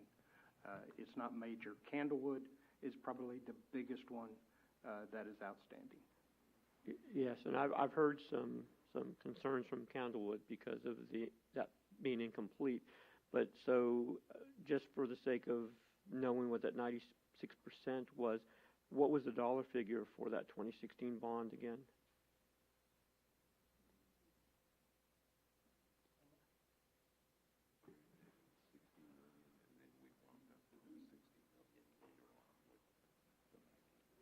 Okay, so 2016 was around $260 million. Okay. Yeah, only because I saw the report in our board book regarding incomplete projects. Now, it was dated as of June 30th, so I'm anticipating there was some movement. It just seemed sizable. But if 96.3 is the number, then I'll go with it and understanding that. Thank you. And then here on this list is a little bit more specific in regards to the previous list, what was not completed. Here it gives you a little bit more information as to specifics at each one of the campuses.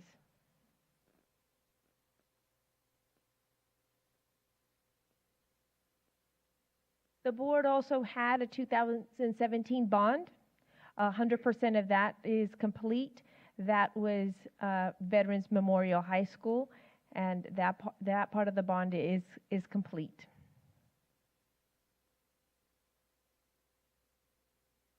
$60 million. Not a problem.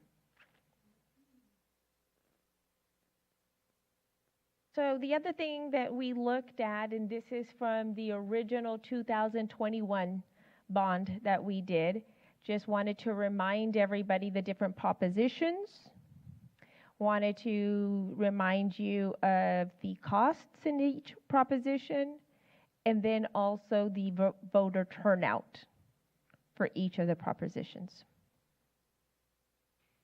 Can you remind me, Mhm. the safety and security type of things, is that an A, B, or a C? The mostly? majority would have been in C. Okay. The majority. I would not say all of them, but I would say the majority of them would have been in C.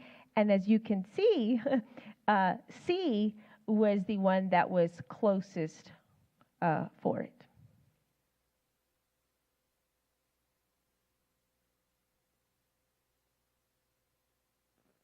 Again, we've talked a lot about the safety and security. We had come up with some definitions, talked about that, and really looked at what we could do in the area of safety and security. So what we're going to do right now is each area is going to be discussed, and we're going to discuss a little bit more in depth some of the items that we would like for the board to consider. So this gives you the opportunity to ask us questions, look at this information. So what we want to do is basically to provide you a buffet of things in the area of safety and security, and to allow the board to make the decision how many of these items, if any, the board would like to consider for safety and security for a November bond. We're just listing the item. We're not going to list it by school, right?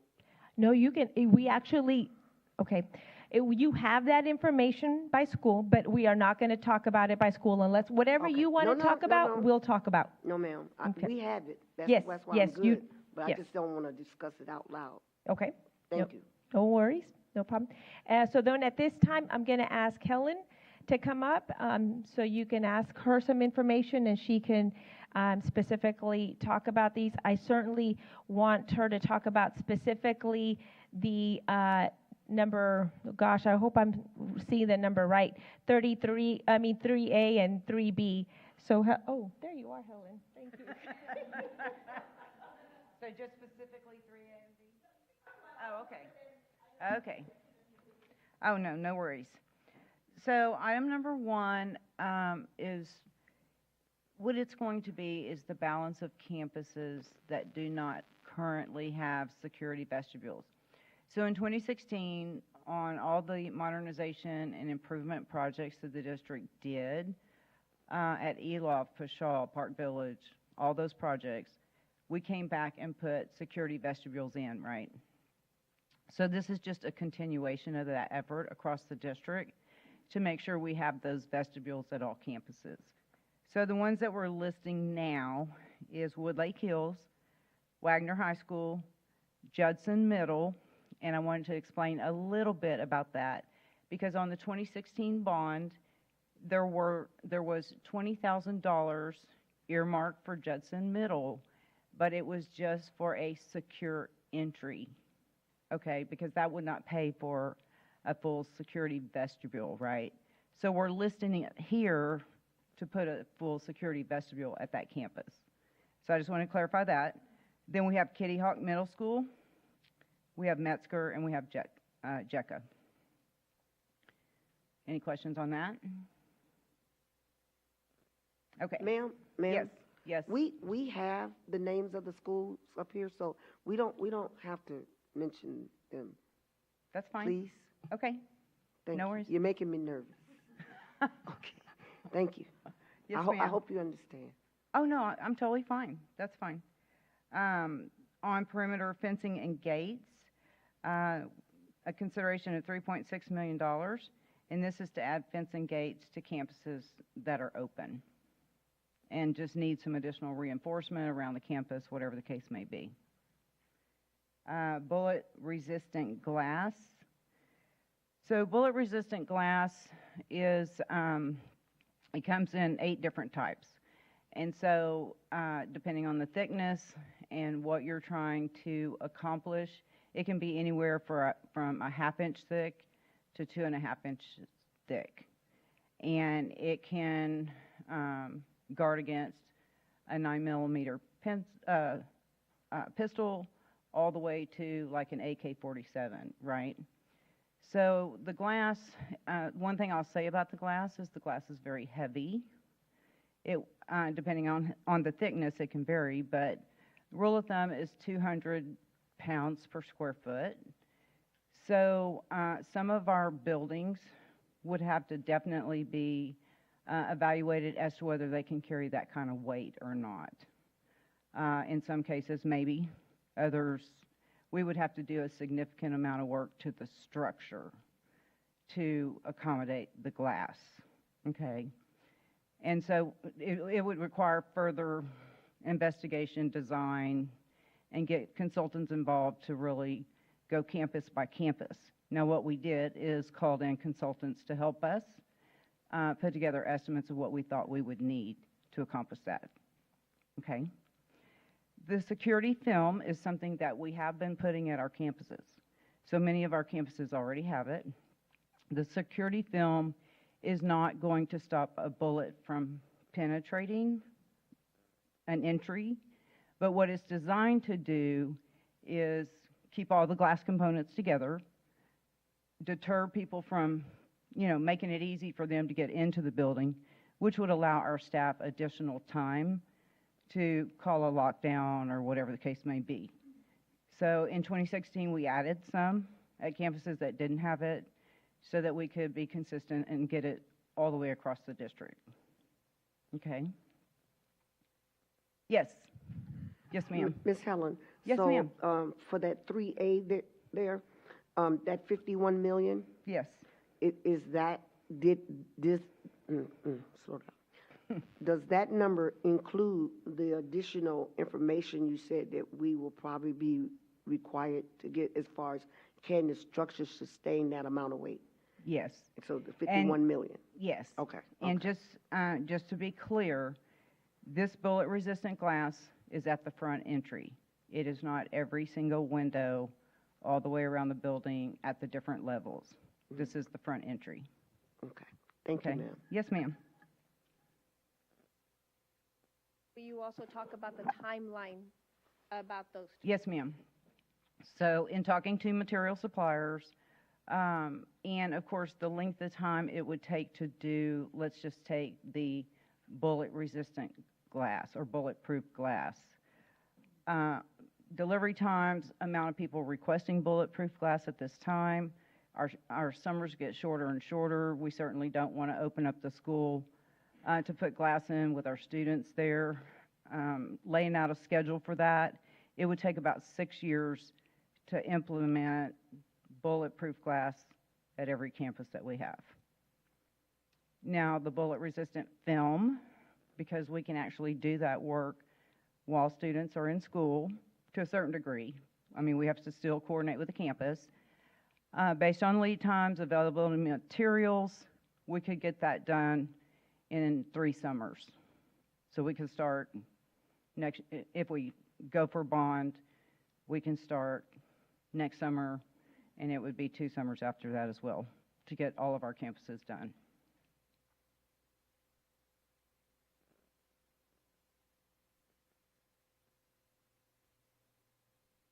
Any other questions? The next one would be the gym air conditioning, and we've talked about this one before. And one of the things that we're concerned about, number one, is the gym being cool. But number two, because they have to raise the doors during the day, It's just a wide open facility where the students are.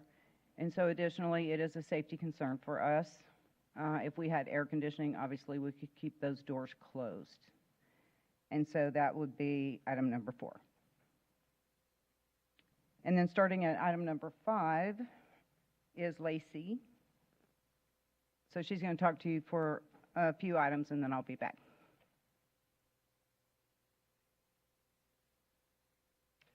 Good evening. How are you this evening? We have the proposed pieces on this slide, and then there's a few more related to technology on the next. So you will notice on the screen here, there are items that I believe they are in black. The items that are in black are the items that have been identified as areas from growth and planning, as well as from requests from other board members, as areas that we feel are top priority in terms of addressing for the safety and security bond. The items in green are the secondary tier pieces, and then of course the items in red are the pieces that have been requested, whether or not those could be held off or not. So one of the things that I would like to expressed to the board, and I am going to call Matthew Fields, our Executive Director of Technology, to come up and explain this a little bit in more detail, as this does encompass some of the cybersecurity area as well as the infrastructure components, and he knows those very, very well. However, I will say the items that are listed here in red and in green, I would call them a cascading effect, in the fact that in order to have the items in black, you really need the items that are listed in green and red also, simply because the district does not have the back-end capacity to be able to support and to manage the items that you have listed here in black. So in many cases, the items here are not a listing of things that the technology department would just like to have. These are simply back-end structures that are needed in order to support the upgrades and the additions of the items that are listed here as the Tier 1 priority items. So in saying that, I'm going to invite Mr. Fields up to kind of talk about and talk through with you how all of these components integrate with one another. Good evening. How are y'all? So access control is obviously at the forefront of everything we want to do right now, and we are trying to implement that as we go. Tuesday night we finish, or Wednesday morning, I don't know, it's been a long week. We got access control in our schools that did not have access control, thank God. That our goal is to have those there prior to school start, and that's part of this. So moving on from that. These things that are all circling the access control are things that would be integrating into this. So for us to go implement access control into a school, we have to have crash bars that go in there. We have to have electricity that enables those crash bars to open. We have to have the network behind it to allow that traffic to come in and out. All those things are going around there in a circle, all integrate in that way. The one thing that I would say is kind of an anomaly here is the visitor check-in system at the bottom. And the reason why that is listed there is because, as you've heard in previous meetings, our Raptor system is kind of a problem for us in running quickly. So the access control that we are implementing has a visitor check-in system that would allow you to actually scan on your phone and check in. So I know that we had some difficulty in some of the elementary open houses this past week. This would shorten that line quickly. To give an example, the JTech building already has this system in our house, and we serviced 497 people in about 20 minutes the other day to get our security devices that we're using on our computers. So before I move on from this, are there any questions about any of these circles that I can answer? Yes, ma'am. I was just wondering, as far as that network operations center, that's going to be with our police department, right? No, so the Network Operations Center is the hub for all of our data throughput. So, for example, we have one at Metzger, Judson High School, and here at the ERC, and all of our traffic comes into those to be able to go out to the internet. The reason why we have 3 sites currently is if one goes down, the other one is supposed to pick it up. What we would look at in this case is having a 4th that would take care of the north side rather than the ERC, because the ERC is also our hub for all of the inbound traffic, so websites, data that we're servicing up to the community, and we want to segregate that off from our internal network so that that can go quickly. Does that make sense? Yes, sir. Okay. Thank you. Yes, ma'am. Yes, ma'am. Is the visitor check-in system the new system that's at the ERC? Yes, ma'am, it is. Okay. Yes, ma'am.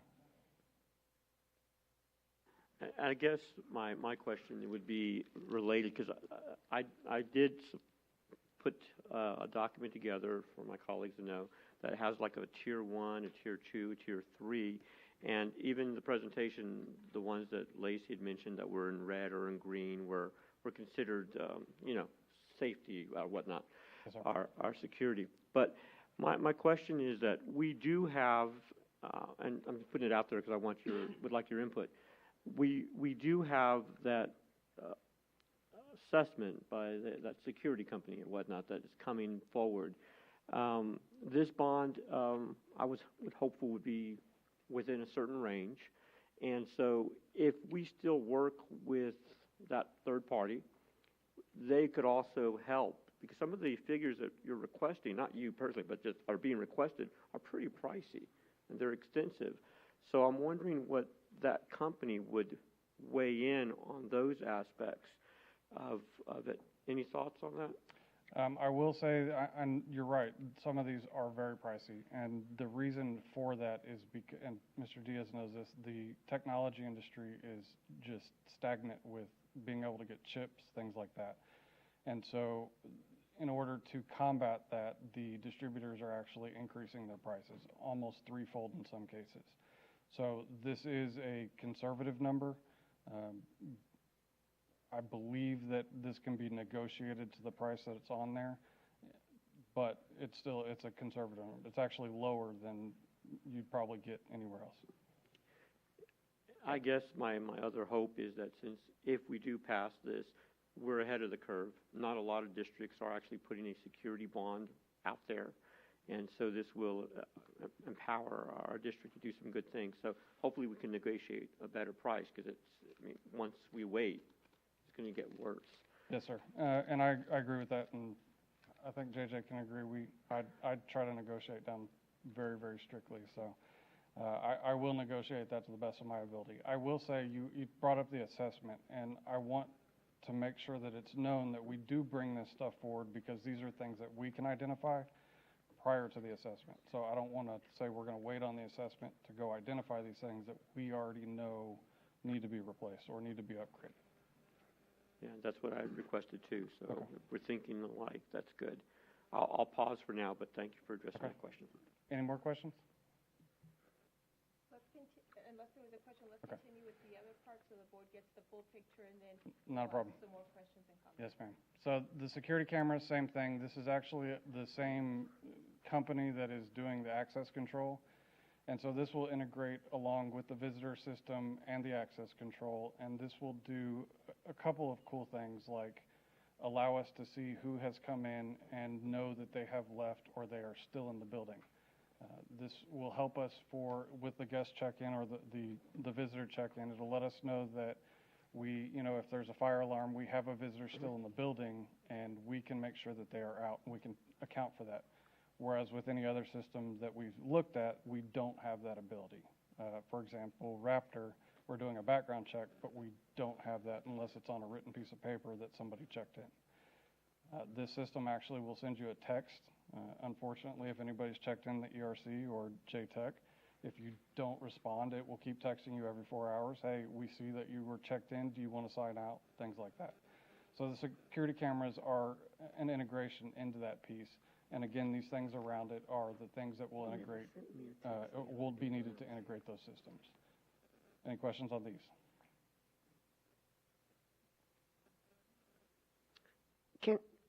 When I went to I came up here, and I checked in using that system. But when I left, oh, you know what? Never mind. The secretary told me she was going to check me out. Yes, ma'am. Okay. I was getting it. So, Ms. Gosh did bring up some things. We do want to address, like the battery cabinets on here. Those are another big pricey thing that you were talking about. These are our failure points right now, and I'm going to be completely transparent and let you know that Judson has not been upgrading these as it should have been. So we have these failing throughout the district. This is a problem for any of our systems, but specifically for security. An example of this was 2 weeks ago, I believe it was, we had the battery cabinet here at ERC go out, and that knocked down our entire network on this side of the campus, this side of the district. And in that case, we would lose the security cameras, we would lose the access control, things like that. This new system would help with that because our security cameras will actually continue to record and be able to put those out. But we do need those battery cabinets to make sure that this equipment stays up and running and it's not a failure point for us.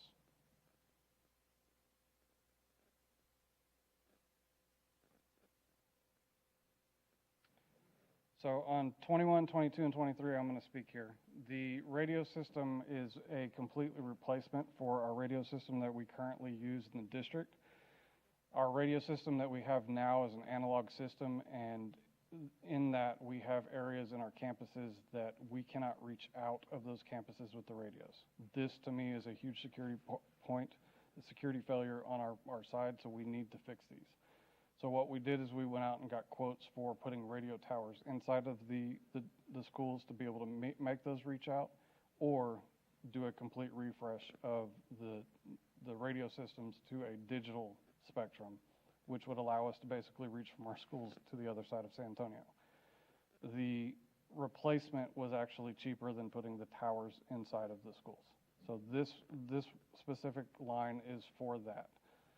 The number 22 is body cameras. This would be for our police department. We have some body cameras. Chief's not in here. We have some body cameras for our police officers, and it's not the best body camera system. So what we want to do is upgrade these to the a better, I believe, Axon camera system that you'll see Bexar County uses, San Antonio Police Department uses. And so this would be the body cameras plus storage of those cameras for up to 6 months. The third item here is the police laptops. These are the tough books that you'll see in the police squad cars, plus software for the entire department. Yes, ma'am. What happened to the shields? They were on one of the request lists that we had, and I've noticed this, I don't see it. Oh, those are coming. Bill says that's those are another coming through pot the of state. money? Oh, really? They're doing something for us? Ooh. One more question, I promise I'll leave it alone. Is this going to help us with our ability to correspond with the local police? Absolutely. Since we're in so many cities? If you don't mind, I'll have Chief come up here and explain what she feels this would benefit for us.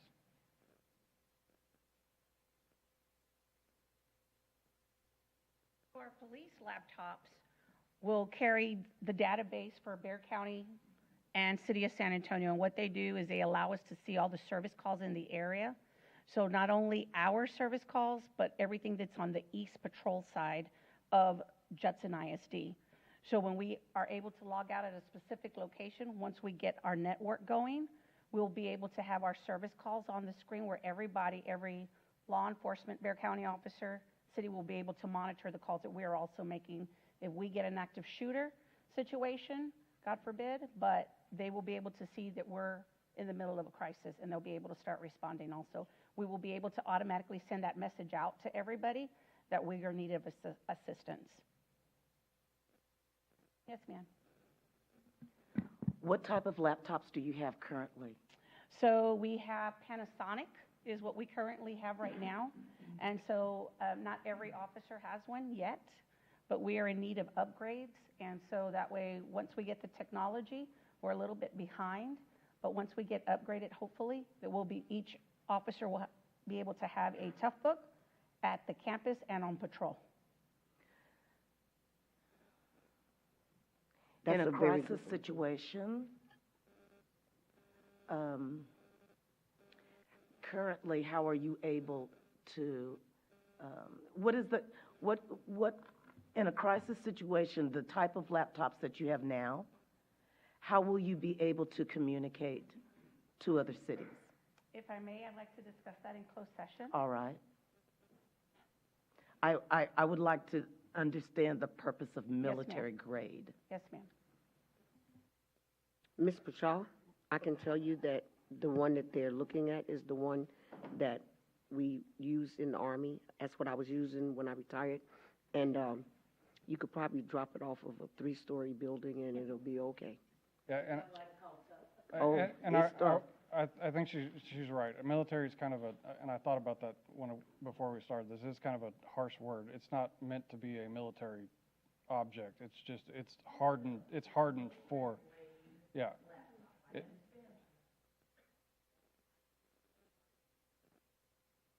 Yes, ma'am.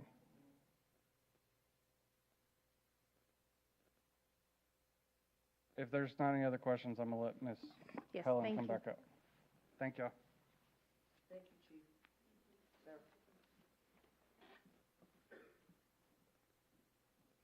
Chief. Okay, so the next section are things that really have to do with some of our facilities, some of our HVAC equipment, some of our chillers at a couple of our facilities. These chillers are expensive, and we know when they have to get replaced. It could be, depending on how many chillers we have at a location, it could be $500,000, $1 million. It just depends how big they are. So these are the dollars we would recommend putting in a bond just to have some of that equipment replaced, because we do have some that are past their useful life. And we spend a great deal of money just maintaining those. In addition to chillers, we have some boilers, generators, other type of equipment that needs to be replaced. A couple other things we want to look at is some parking lot improvements across the district. Some areas where we may be able to improve on some parking lot lighting, and just look at the campus, evaluate it, and if there's areas we can improve, which help the students and or the teachers, we'd like to have the ability to do that. We have on here also site work improvements. As the board knows, we have some issues with some of the defect claims that we have been going through and settling these cases, which is fantastic. But there are dollars that we are going to have to spend at Masters and Converse and Copperfield because these sites have really expensive soil and we need to get some repairs done. Okay, so that's that. And then, of course, on some of our elementary playgrounds, as part of 2016 bond, we did go through and we upgraded a lot of our playgrounds. There's still a few more that need some love, and so if we could go ahead and take care of those, then all the elementary schools would be at the same level. So we would recommend to do that. There are some roofing projects. We've almost replaced every roof in the district. There are a couple that we do need to do. They are this building, ERC, the administration building. These came up on our assessments. The administration building, the roof is completely blistering. If we don't replace the roof, we're going to start getting moisture into the building, and then the investment we have in that building is going to be lost because we're going to have a lot of interior work to do as well. So we would like to get that done. Salinas is the only elementary that we have left that needs a new roof, so we'd like to do that as well.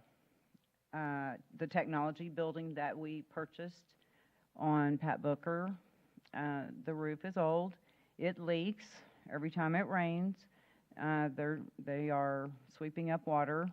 The water travels underneath the walls. It comes in the front storefront. So we would like to go ahead and get that fixed so we can protect all the improvements that we did there. This is where our staff goes to have their professional development. It's a beautiful facility. It's something y'all supported us on last year. Would really like to keep that building looking very nice. We have some leaks in the windows, and at the point in time we fixed the roof, we would re-caulk all the windows around the perimeter as well, just to make sure we have a good seal on that building and everything's working good. HVAC controls. Now the HVAC controls, we have different systems throughout the district. Some of them don't work very well. Some of them are very antiquated because they're pneumatic. And we need to integrate all these systems where they work well together. Some of our campuses you walk in and they're hot. Some of them you walk in and they're frigid. Some of them you walk in and they're humid.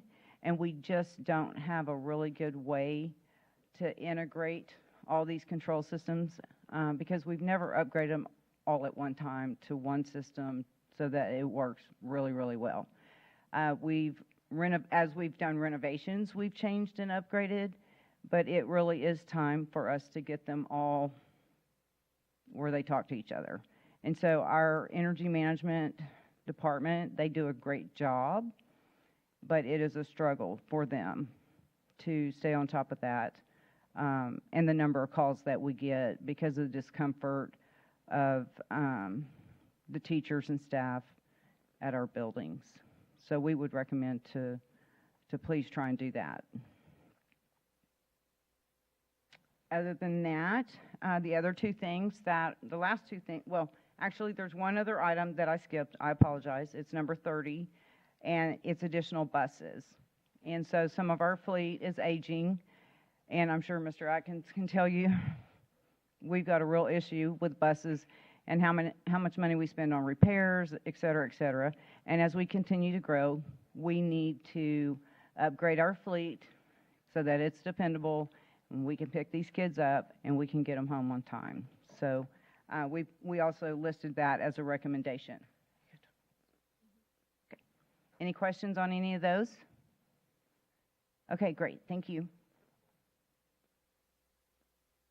So I think the next two would probably come as the biggest surprise to the board, but these two are certainly something that is very needed for our district. We're very happy in regards to what our numbers are looking at right now for registration, 25,000 students. So that is certainly the largest that we've had since I've been here. So very proud of that. Our elementaries, Copperfield, Rolling Meadows, they are huge. Those campuses currently have portables. Portables is something that's a little bit more of a challenge to keep safe. And then the middle school, we all know that we have needed a middle school in that area. So those are two other components that could be put into a bond if the board so approves for us to move forward with this. So I wanted to share that information. If you will see the cost right there, you will easily see that from when we first put this in, and I can go back to that previous slide, the number is quite large compared to what we first thought our middle school would be. And I'll go back so you can see that.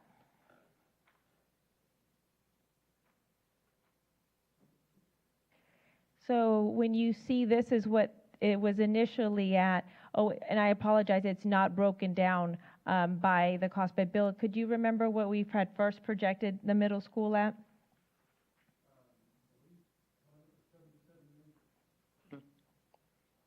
So quite different to what projections are right now. Again, something that everybody's familiar with, that the cost of things are going up. So right now, yes, ma'am. Mm-hmm. Pardon me for interrupting you, but you made a statement and you didn't really dwell on it, but it's significant. Mm-hmm. At convocation, Mm-hmm. you told us that our enrollment was 24,000. Right. So and now our enrollment is 25. Right. So when we had convocation, of course, our students had not arrived. Right. At that time. So now we've had Now 2 that- days of students. So, and we have been tracking that a lot every day, yes. Every day we've been looking at that. And I think that number will just continue to increase. We started on an odd day in the middle of the week. So some parents have specifically said, I'm going to keep them home Until Monday. Yeah.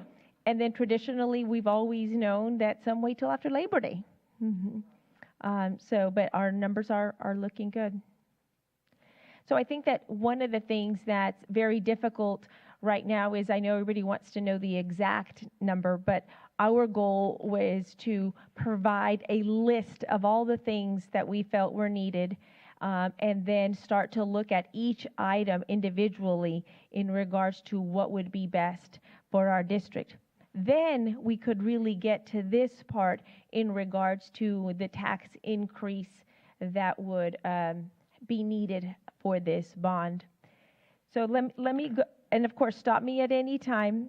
But I wanted to, again, remind the board, we've looked at the timeline before. What would be some of the next steps? Okay, so some of the next steps, of course, would be to select the items for the bond package and determine that dollar amount. Then we've already started to talk to our bond counsel, but continue the conversations with our bond counsel for the language. Of course, call for the bond or not. Then immediately start with training, and then immediately start to put out informational material. But what I want to do is go back to our very first list.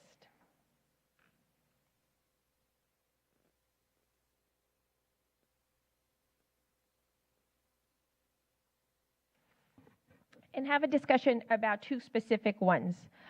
In my opinion, the two specific ones that I would like for the board to really think about has to do with the bullet-resistant glass and the bullet-resistant film. Looking at both of those things in regards to consideration, that if the board were to approve to go forward with that, that's something that at the earliest you probably wouldn't see, at the very earliest, probably 3 years from now. So that's something just to keep in mind if you would want to move forward with something that we wouldn't see an immediate benefit for that.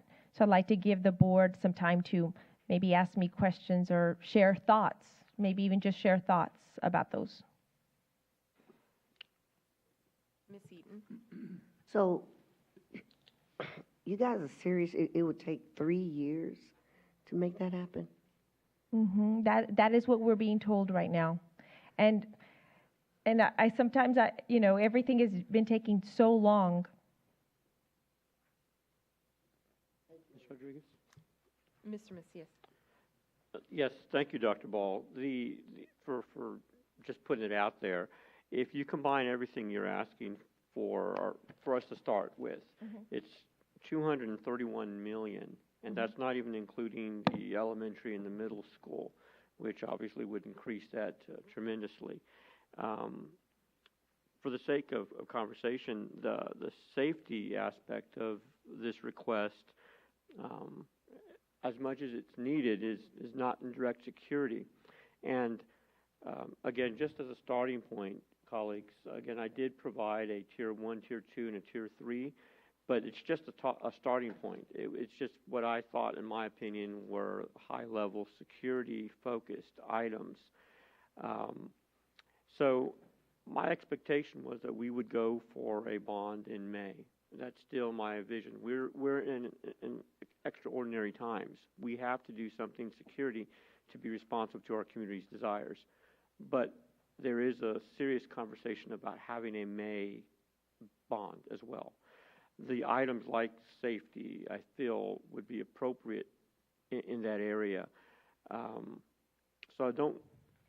Go ahead, sorry. I said don't look away from that possibility, but it does sound like you're asking for everything now and probably wouldn't do a May election. Correct. So Scott is figuring some numbers for me. So my complete recommendation would be everything except 3A and 3B, everything else, including the elementary and the middle school. So Scott, I don't know if you need a little bit of time to figure those parts out, but that would be my recommendation. My complete recommendation would be everything but those two items with the two campuses. And at this time, you have to tell me again one more time.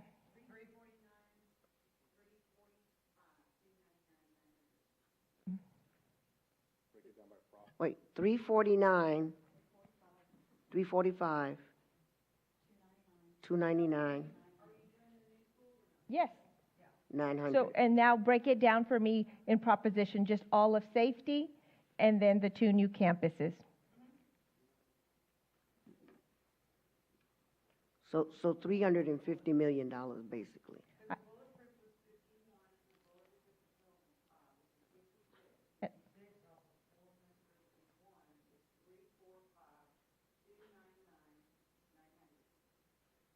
Okay, but what I would like now is Proposition A, Proposition B.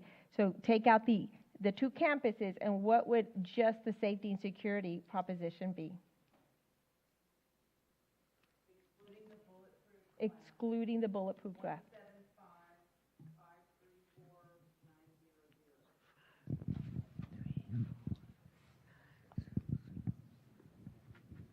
And then the one just for the campuses?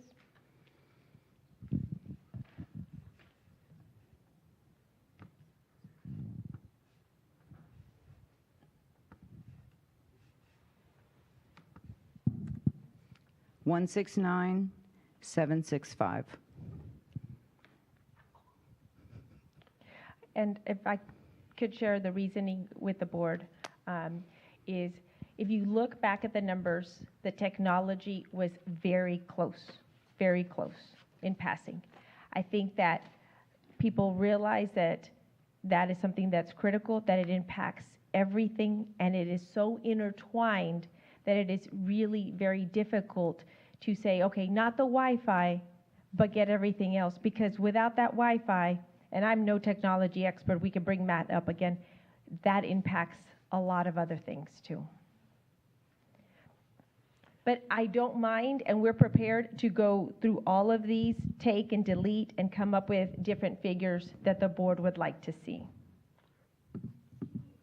Can you go back to the slide that talks about the tax increase implications? Absolutely. So now would you like for us to discuss that with those numbers? Yes, please. Okay, Thank you. great. I'm going to ask Bill. So, and which number are we discussing? Let's start with the big one, I guess. Like the biggest possible one. The biggest Where one is would that? be about a 1 cent increase. Okay, so why are the 2 and 3 on there? Because I have them on there in case we went above what we Okay. were bringing, right? What was that number you said again, Bill? It would be about a 1 cent increase. So let me repeat again, just to make sure we all understand, right? So with the one that I am recommending to the board, that is all of it except for the bulletproof glass and the film, and the two campuses, it would only be a 1 cent increase, correct? Yes, ma'am. Okay, just checking.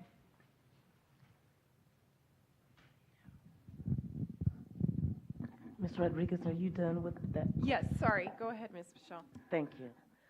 Okay, so, Dr. Ball, Yes, these ma'am. are based on, because I'm on the same, I have a question about the same thing.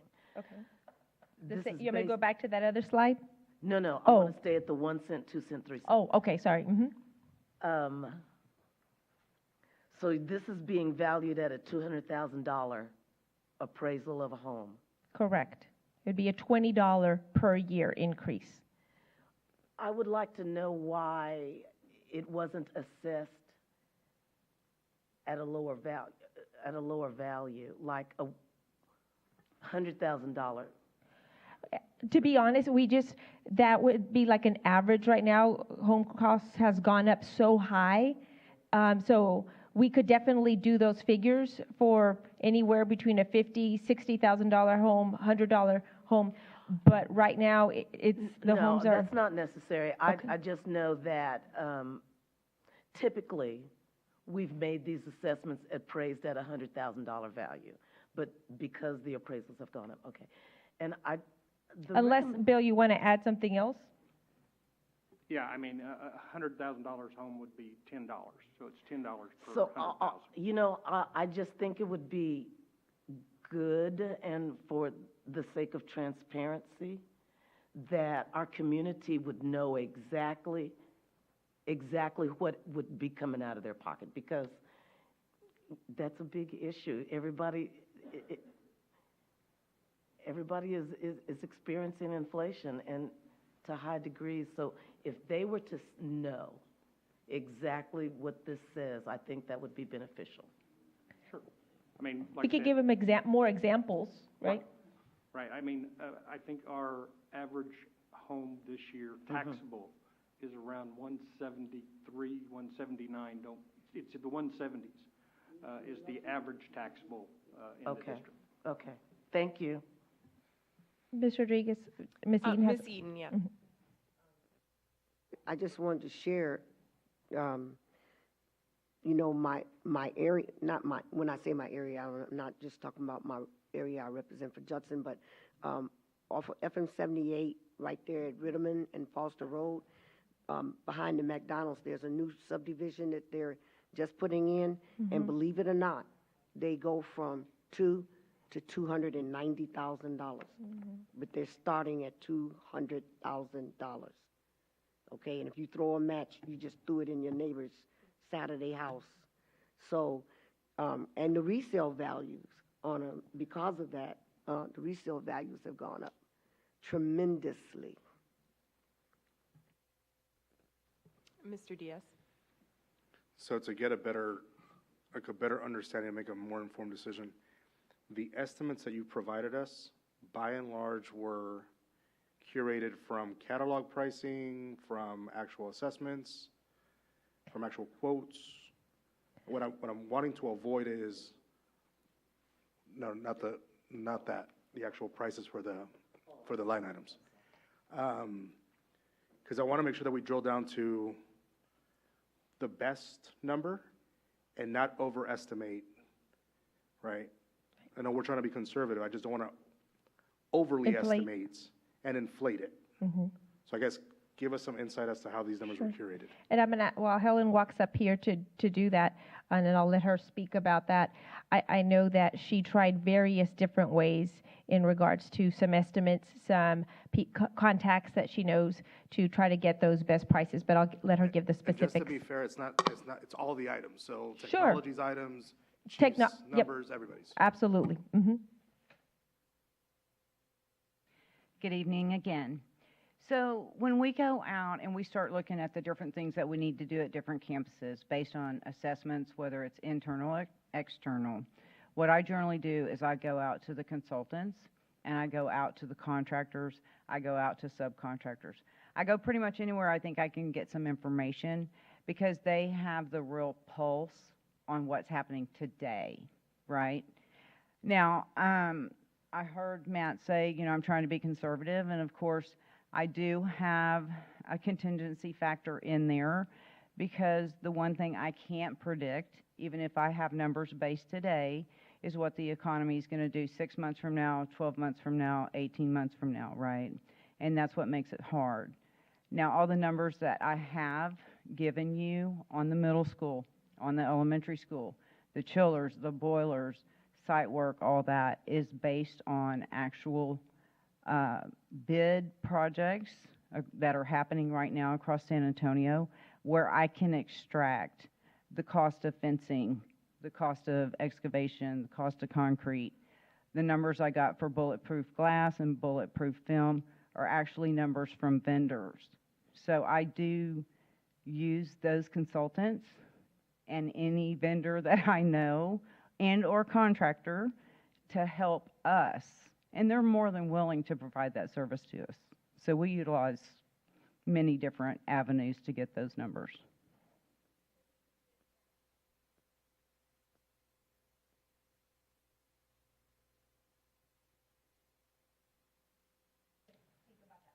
Yeah, so everything that you see there is based on quotes.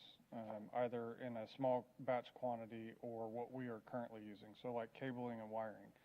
We have an internal team that's doing that. We know what the cost of that's going to be, but we want to get pricing based on what a contractor would do. So that's where that price came from. Again, that's something that can be negotiated down. If we're doing it in-house, I think it'll be a little bit lower. Cores and switches, those are things that we've purchased recently, so we know what the current price is, and I think we added 5% for growth of pricing as it is growing. Cameras, we already have a direct quote for that, access control direct quote. I'm trying to think what else is on that list. Do you have anything specific? Everything that I have on there is stuff that I quoted. Cameras are the same thing. We have a quote, and I did add extra for the storage on that. The laptop tough books are the same thing. We have a quote for those. Nothing, Mr. Fields, nothing specific, and you were right, the pricing and technologies skyrocketed. But I think for public consumption, just to know and have confidence that the numbers that you have presented are based on actual estimates with some contingency built in. The pricing on those estimates, do the vendors or whomever you're getting the estimates from, vendors obviously, are they giving you a price lock? They will not. I mean, they're giving a price lock for 30 days, but again, these are numbers that are based on small quantities, so I know if I go out for a larger quantity, there's more of a negotiating factor there. So it's something that I'm confident that we will stay within those numbers set. Okay. And I guess that's where I want to make sure that I'm completely clear on it. So the numbers that you gave us are the ones you still believe you can negotiate down? Yes, sir. Okay. How percentage-wise, as a general statement, how much do you think you can negotiate down? I'm sorry, go ahead. I would say conservatively, at least 8 to 10% off the numbers you see. Okay. But again, due to growth, we don't. Sure. I wouldn't tell you that. Yeah. And the only reason why I'm asking is because it's a balancing act of what's a fair number, what's a number that we're going to actually present and vote on, essentially, and then what, still factor in any growth. Okay. All right, thank you. Cedric. Mr. Macias. So I agree with you, Dr. Ball. The intent behind putting a security bond was to have some pretty quick turnaround. And the emphasis on doing it in November was that we could start early. Immediately. So if you're telling me that the bulletproof glass and the film would take years, then that doesn't meet that objective. So referring back to the document I painstakingly did, Tier 1 was $77 million. If you deduct the 2 bulletproof, it brings it down to just $21 million. Everything then in Tier 1 is just $21 million. Put Tier 2, and that adds $95 more million. So now you have $116 million total. Take out the 2, which are number 19 and 20, which deal with Network Operations Center equipment and the Network, Operations Center expansion. That's $10 million. We're looking at about $106 million for what's left in Tier 1 and everything in Tier 2 with the exception of number 19 and 20. I'm comfortable with $106 million, and although I have communicated to my community this would be a security-only bond, I'm confident enough that us also getting ahead of the curve for new facilities would be okay with the elementary school and with the middle school because they're needed. But that would be another revised recommendation for us to discuss because I really want it to be palatable. So if the community decides they want to support security, $106 million is something I think they can work with, and then make a decision on Prop 2. Okay, so give me a second because I want to go back to this original one. Sure. So I see that you said you took out the bulletproof, which would be 3A and 3B. Could you remind me again which one you said you took out also? 19 and 20. And then anything that was labeled safety, I did not include. So it really, this is an emphasis on a security bond and something that is manageable. So you would have taken out the buses. Yeah, everything that has safety on it. This is yeah. And we could tackle that in May, but for right now, this is, again, the intent was a security bond. And so that's what I would like to leave it close to. But let me ask Matt a question. So, Matt, do you feel very comfortable that everything in security could be done without 19 and 20? So that would be my question. So this is 19 and 20. So could everything else be done if you didn't have 19 and 20? And you have to be honest because it has to work. So I'm going to answer this question, and I want to interject something. I apologize. This can be done without those. Part of the NOC Operations Center would also be a warehouse piece to this because all this equipment has to go somewhere for us to receive to, and so these would be some of the additional things on that. What I wanted to interject is I saw Tier 3, you have the HVAC controls, and we listed that as safety, but it's also a security piece because of the cybersecurity.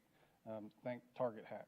That's how it happened, and so we're trying to mitigate those factors now. But this would be a replacement of those, like Helen said, the antiquated systems that would allow those entry points. Sorry. Thank you. Matt, so the HVAC is concerned on here is for technology area for the equipment, right? It's both, yes, ma'am. It is a physical issue, safety issue for the facilities piece, but for me, it's a cybersecurity issue because it is something that can possibly be an entry point for hackers. Okay, because I know we also talked about the fact that, we need to do the gyms so that they don't have to leave the doors open while they're Yes, ma'am. the kids And are there. So. that obviously is a piece, and I think that's separate. The HVAC. Oh, so that none of that is included in that so number. the HVAC controls are specifically the software and pieces that you see on the wall that control all of that. Oh, okay. Thank you. So I have some questions for the board, or maybe for Mr. Macias. So I'm on the boards. That works. yeah. Is your goal to try to do this without a tax rate increase? That's one question. So, or could we do a proposition that just includes what you see as the security part, roll in these other items that you took off in the proposition for the 2 new buildings, and still do 2, and give the community the choice of if they just want to approve safety, they would just approve that safety one, and then give them that opportunity for both. Does that make sense? Well, and I appreciate the question. Naturally, it's not up to me by myself. Right, but I guess that would still give the community an opportunity to support a security bond. Mhm. Our data shows that the community would support a security-focused bond. If you added those elements to Prop 2, if you will, right. I guess we can talk to legal counsel on what that verbiage would look like. If my colleagues would support that, then I would go with them in supporting that, as long as there's a clear security. And I think the $106 million would be a very focused, security-specific. And I won't use the word safety because it's about security. Security, sure. And so the other elements could be in a Prop 2, and I would be okay with that. Ms. Eaton, did you have a question? Oh, sorry, okay. Are there other questions? Ms. Knoyer. I don't have a question, but I do have some comments that I'd like to make. I do not see, and I said it before, and I'll say it again, I do not see our community supporting a bond in November and another bond in May. I don't see that happening. But there are security aspects to almost everything that's on this list. Having buses so that we don't have students milling around waiting to be transported home at the end of the day. If they're having to make double runs, there's kids that are waiting to get home. We want to get our students off the campus in an expedient fashion. Absolutely, doing the gymnasiums is a huge security issue, putting the air conditioning in there. There is absolutely no way that our older gymnasiums with those roll-up doors could close those in any kind of a quick fashion should there be a need. And it's not just, for me, a security thing, it's also an equity thing. Why should some of our kids be melting in PE when other kids are in air-conditioned gyms? So, you know, I always want to keep that in mind.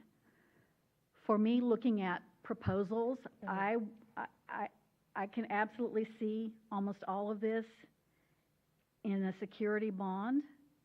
The $175 million, I'd be willing to go for that.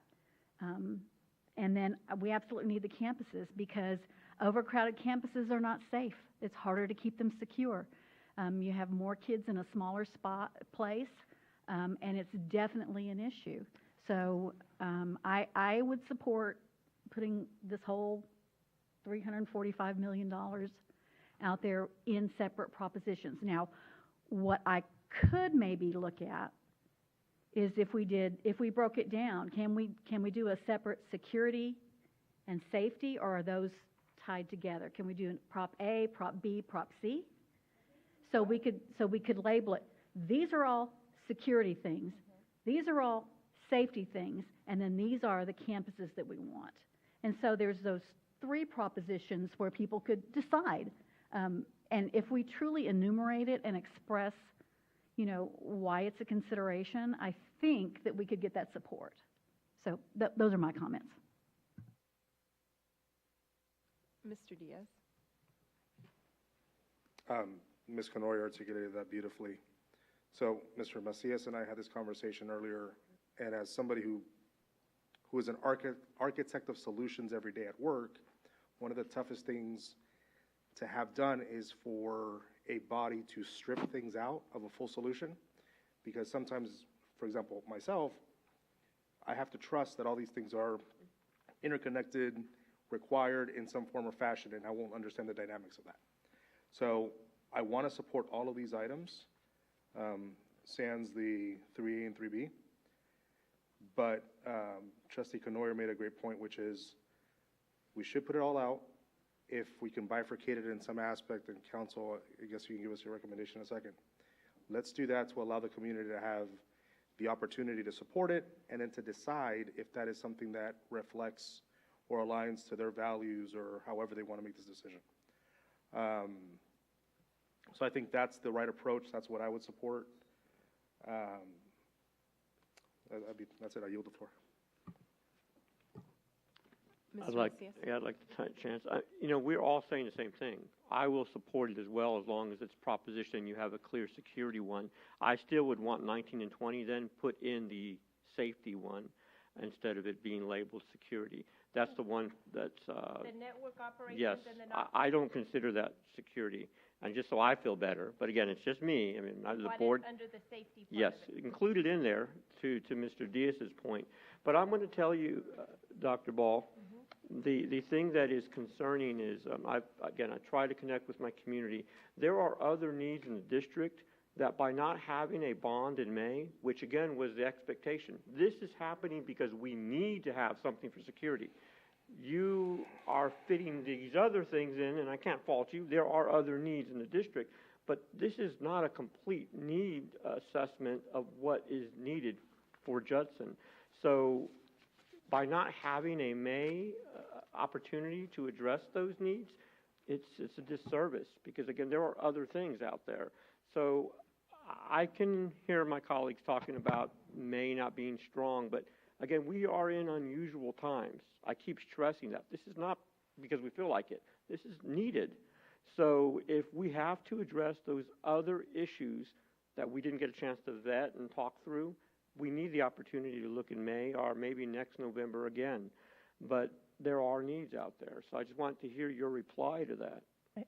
And I will not disagree with you.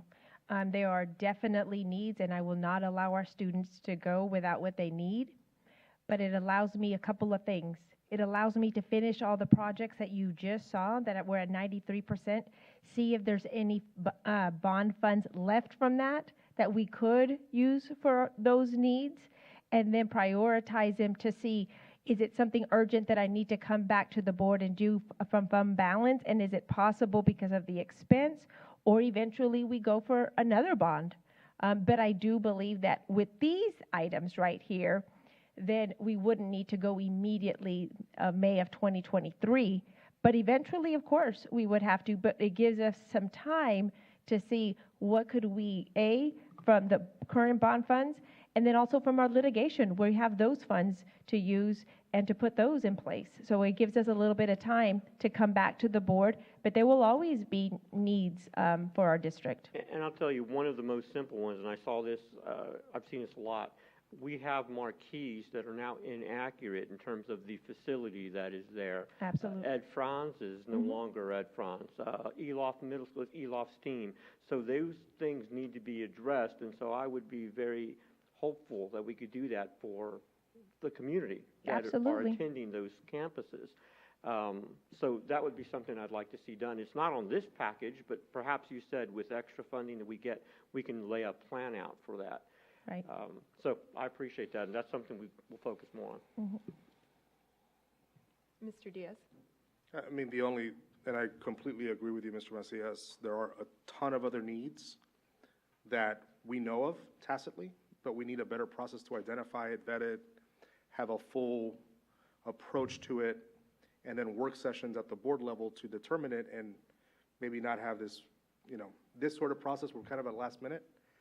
But I don't want to sacrifice team's bandwidth to get that, right? So May is super quick if we're going to be expecting the team to have the appropriate amount of bandwidth and resource to get ramped up now for November, because anything in May would also have to have a simultaneous track, and I think it would be unfair for us to have that expectation of, that resource. But I mean, I think you're absolutely right. Well, timing is, I think, what we need to focus on. Well, I am satisfied with Dr. Ball's response. If there are money, like I said, there are unallocated funds. This bond, you're right, could help supplement the support to free up some of those funds that would be available, and then we could do something with that. So that makes sense, and we just start our assessment, as Mr. Diaz has mentioned, as we go forward.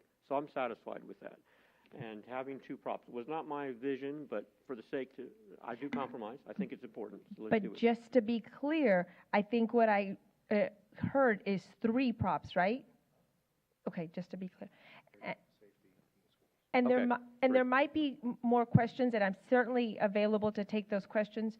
But Madam President and Board, what I would eventually like is for us to do maybe go into closed session, do the personnel part, to allow my team to work on these, because I want them divided up. I want you to see security part, the safety part.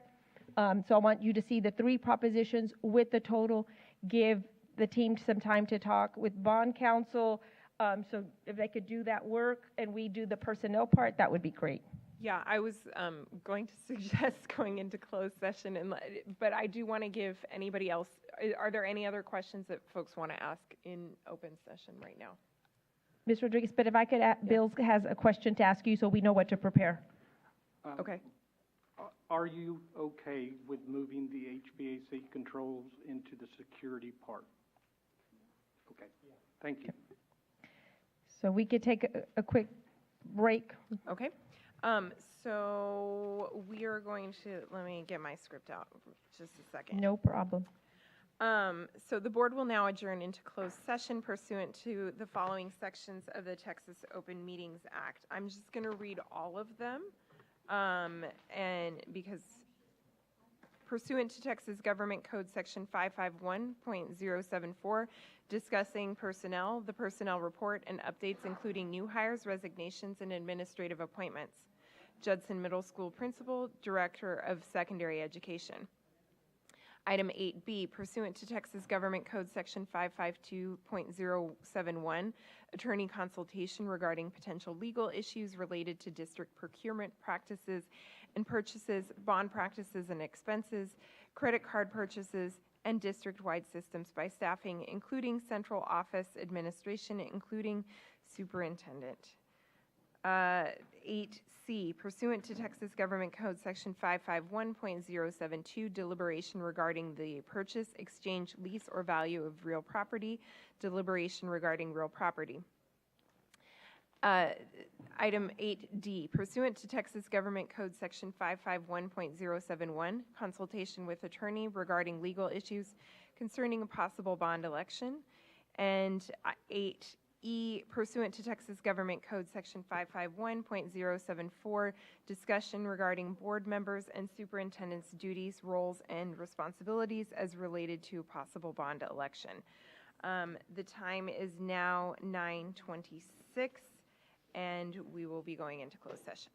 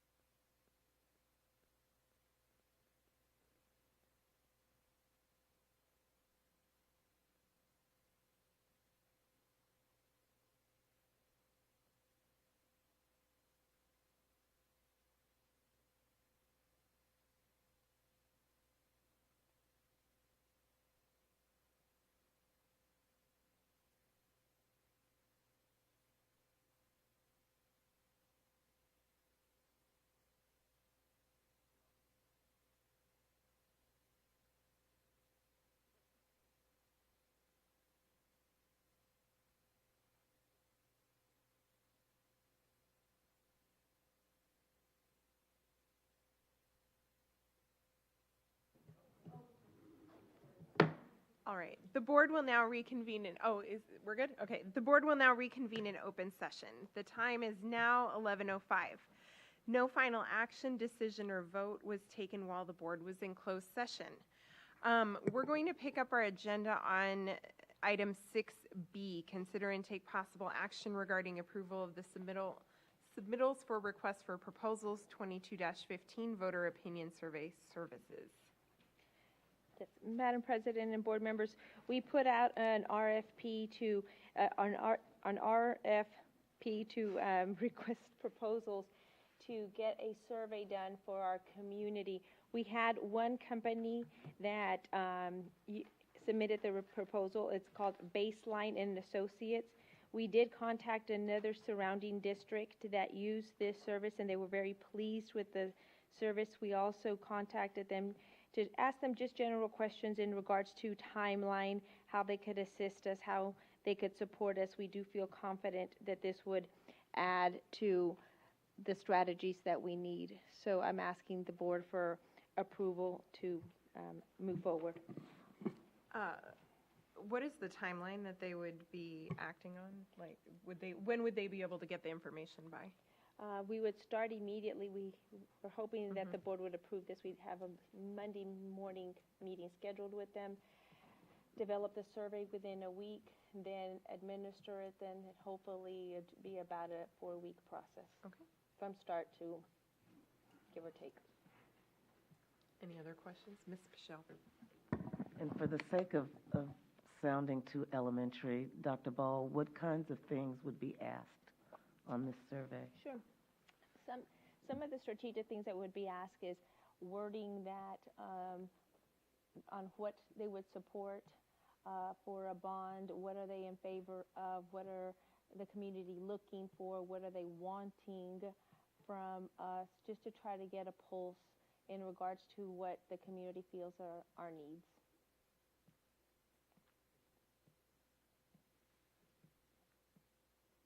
Are there any other questions or comments?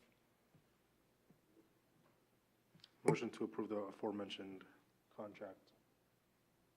Order. Second? I was second. Yeah. We both did.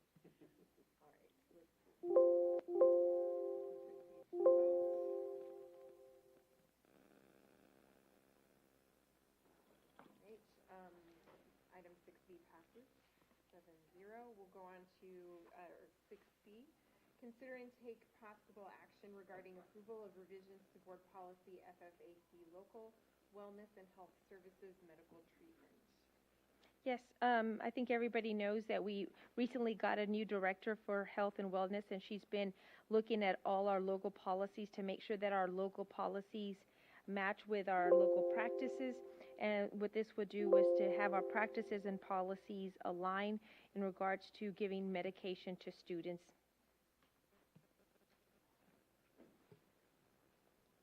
They were making motions at me, so I'm not sure. Is everything okay? Okay. Any questions or comments about this one? Is there a motion? I move we approve the revisions to FFAC local wellness and health services medical treatment. Second. Okay, that's been moved and seconded, so we'll proceed to vote.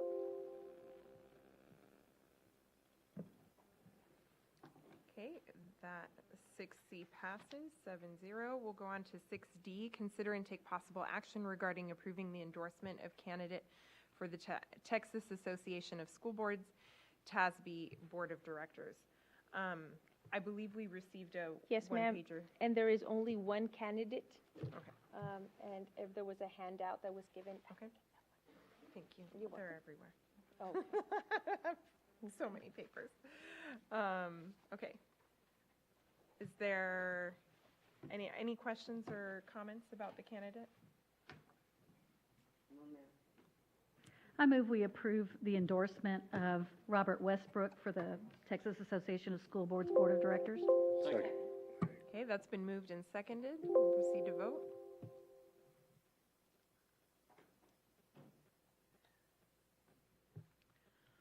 All right. The next item on the agenda is 6E, consider and take possible action regarding approval of the personnel report. Do we want to do that right now, or? Okay, so we want to go back to A? Okay, we'll go back to A. Consider and take possible action regarding approval of an order calling for bond election.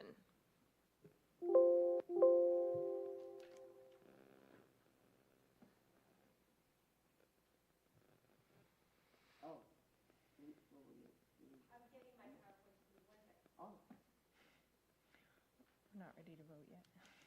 I'm trying to move us along with Eaton. I'm already voting. I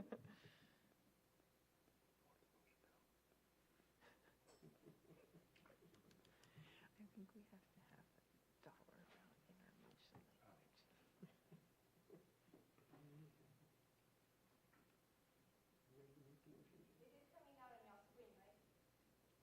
No. That's what we see.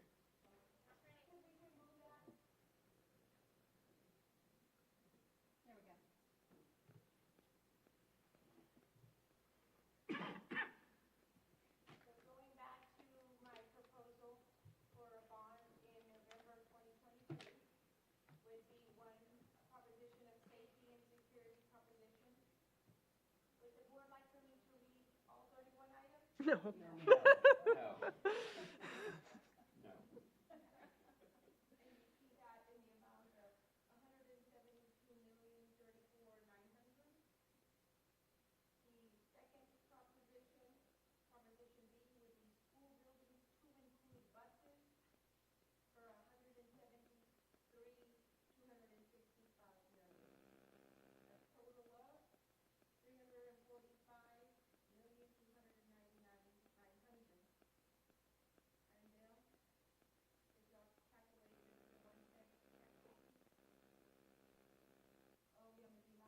Okay.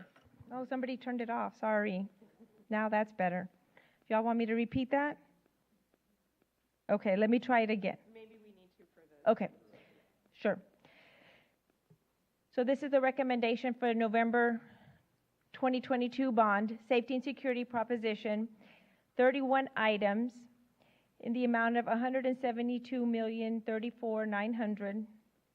Then a proposition B of school buildings and transportation to include buses, 173,265, with a total of 345,299, which would be a 1 cent tax increase. And this is for November. November 2022. Now, I have a question. Do you have the language for this Is there motion? specific motion language? Yeah, do I we need to have use? a specific? I think it's the one that's in the agenda, right? Two propositions. And we have to specify the amount for each, and your administration gave you the actual amount based on the figures, but also the rounded amount if y'all want to round down to make it easy. So that has to be all in the motion? Yeah. Okay. So I would like No to pressure. give a start with that. So I move that we approve the formation of a November bond for Proposition A, safety and security, for $172,034,900, rounded to $172 million. Well, real quick. Now, the administration rounded it for you just in case you wanted to round it, but you only need to pick one of those. Okay, so strike the 172 million. So, and then Proposition B, which would be for school buildings and transportation. Can I make a clarification real quick? Sure. I want to be very clear on the record. I said 31 items, but there is a misprint on the numbers. It goes 1, 2, 4. Mm-hmm. So it is not 31 items. You see where it goes 1, 2, 4? So- Not that it matters on this part, but I just wanted to be clear since I but earlier. my motion does have the right dollar amount. So that's all, Yep. yeah, that's fine. So I will continue with my motion. So I stopped at school buildings and transportation for $173,265,000 for a grand total of $345,299,900. Second. Oh, I'm sorry. Ms. Eaton did. And so then we'll need to change the screen so that we can proceed to vote. Okay. All right, it's been moved and seconded.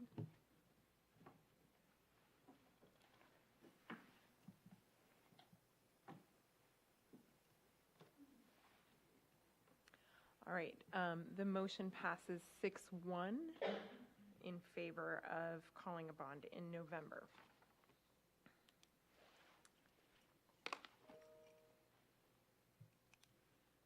Now, do we want to go on to 6E? Yes. Okay. So now we'll proceed to item 6E, consider and take possible action regarding approval of the personnel report. Do I have a motion for that one? I move that we approve the personnel report as discussed in closed session. Is there a second? Second. That's been moved and seconded, so we'll proceed to vote.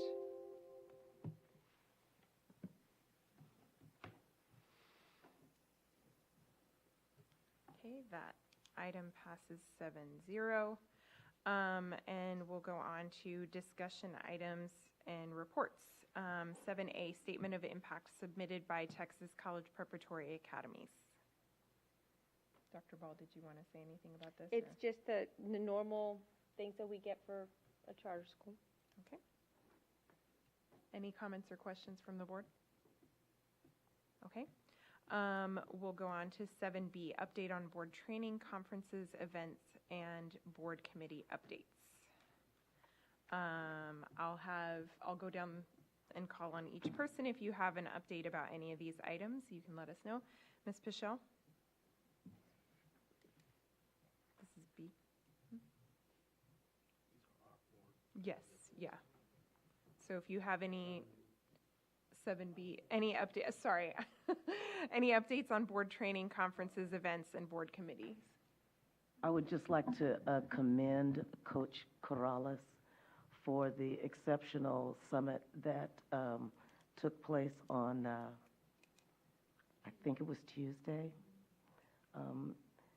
It was just an excellent, and I'm thankful to be invited. Thank you for inviting. It was a great summit. Thank you. Mr. Macias? No future agenda items for right now. Is this the one? No, just update. Yeah, I think so. But what I do want to say is I just want to just give Dr. Ball some recognition. She participated over the weekend in a Dances with the Stars themed event, and she raised a lot of money, so very proud. So I just want to say thank you for representing us and being out there and raising some good money for a good cause. That's all I have. Thank you. Thank you, sir. Mr. Diaz? Nothing to report. Ms. Kenoyer? I also attended the event Ms. Pichelle mentioned that Coach Corrales put on, and the portion that I attended was for the parents. And the parents who were there were very appreciative.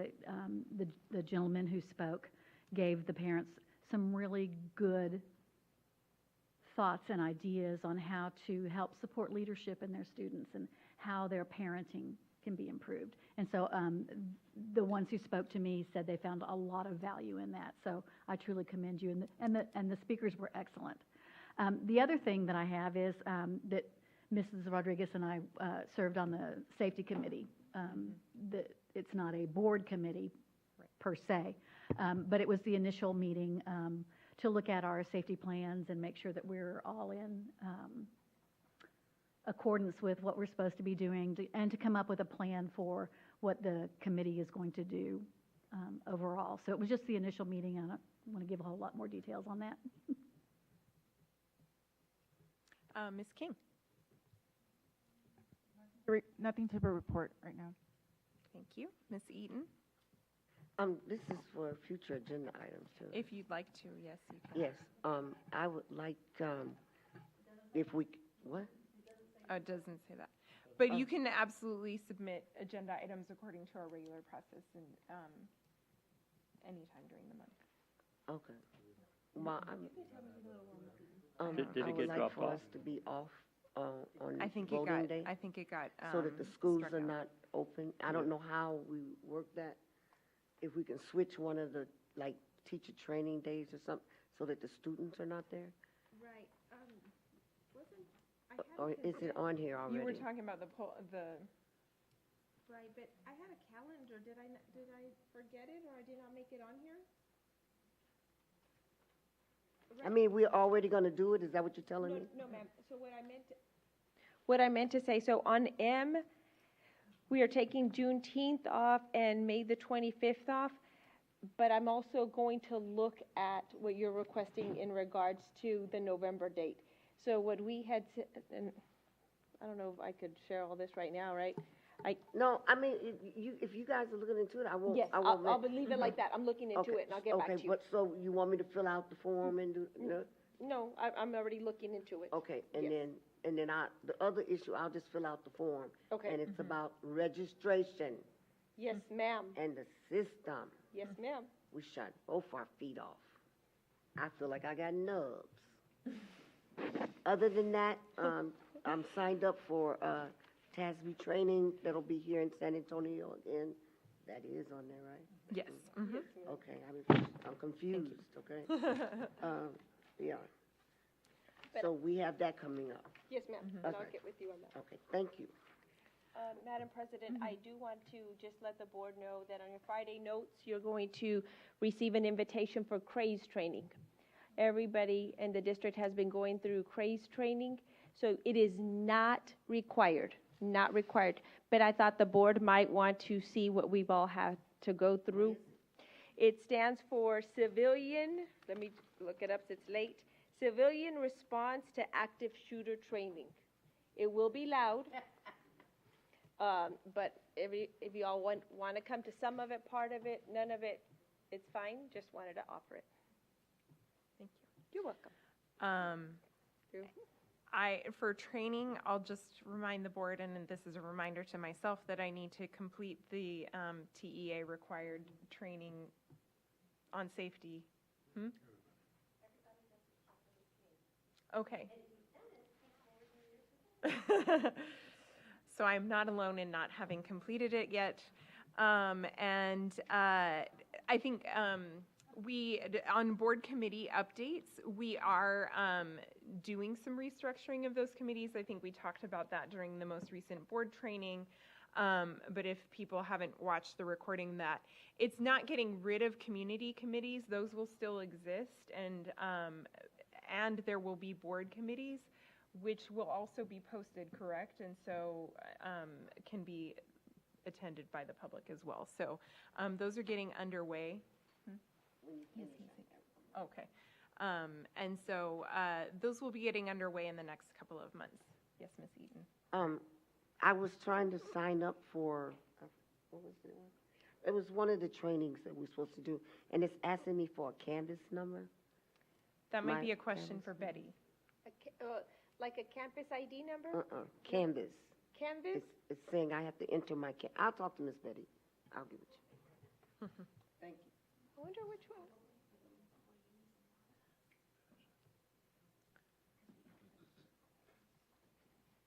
Right, I know about that. I'm done. Okay. All right. And so we get to the consider and take possible action regarding items discussed in closed session. Were there any motions there? Okay. No, there should be. Bill, didn't you need one? I think he said he did not need a Oh, motion. he did not? Okay. You don't need a motion? Do you, Okay. okay. All right. So there being. And I have no motion. Okay. There being no further business, this meeting is adjourned at 11:24 and 52 seconds. Unless Betty needs to ask me something.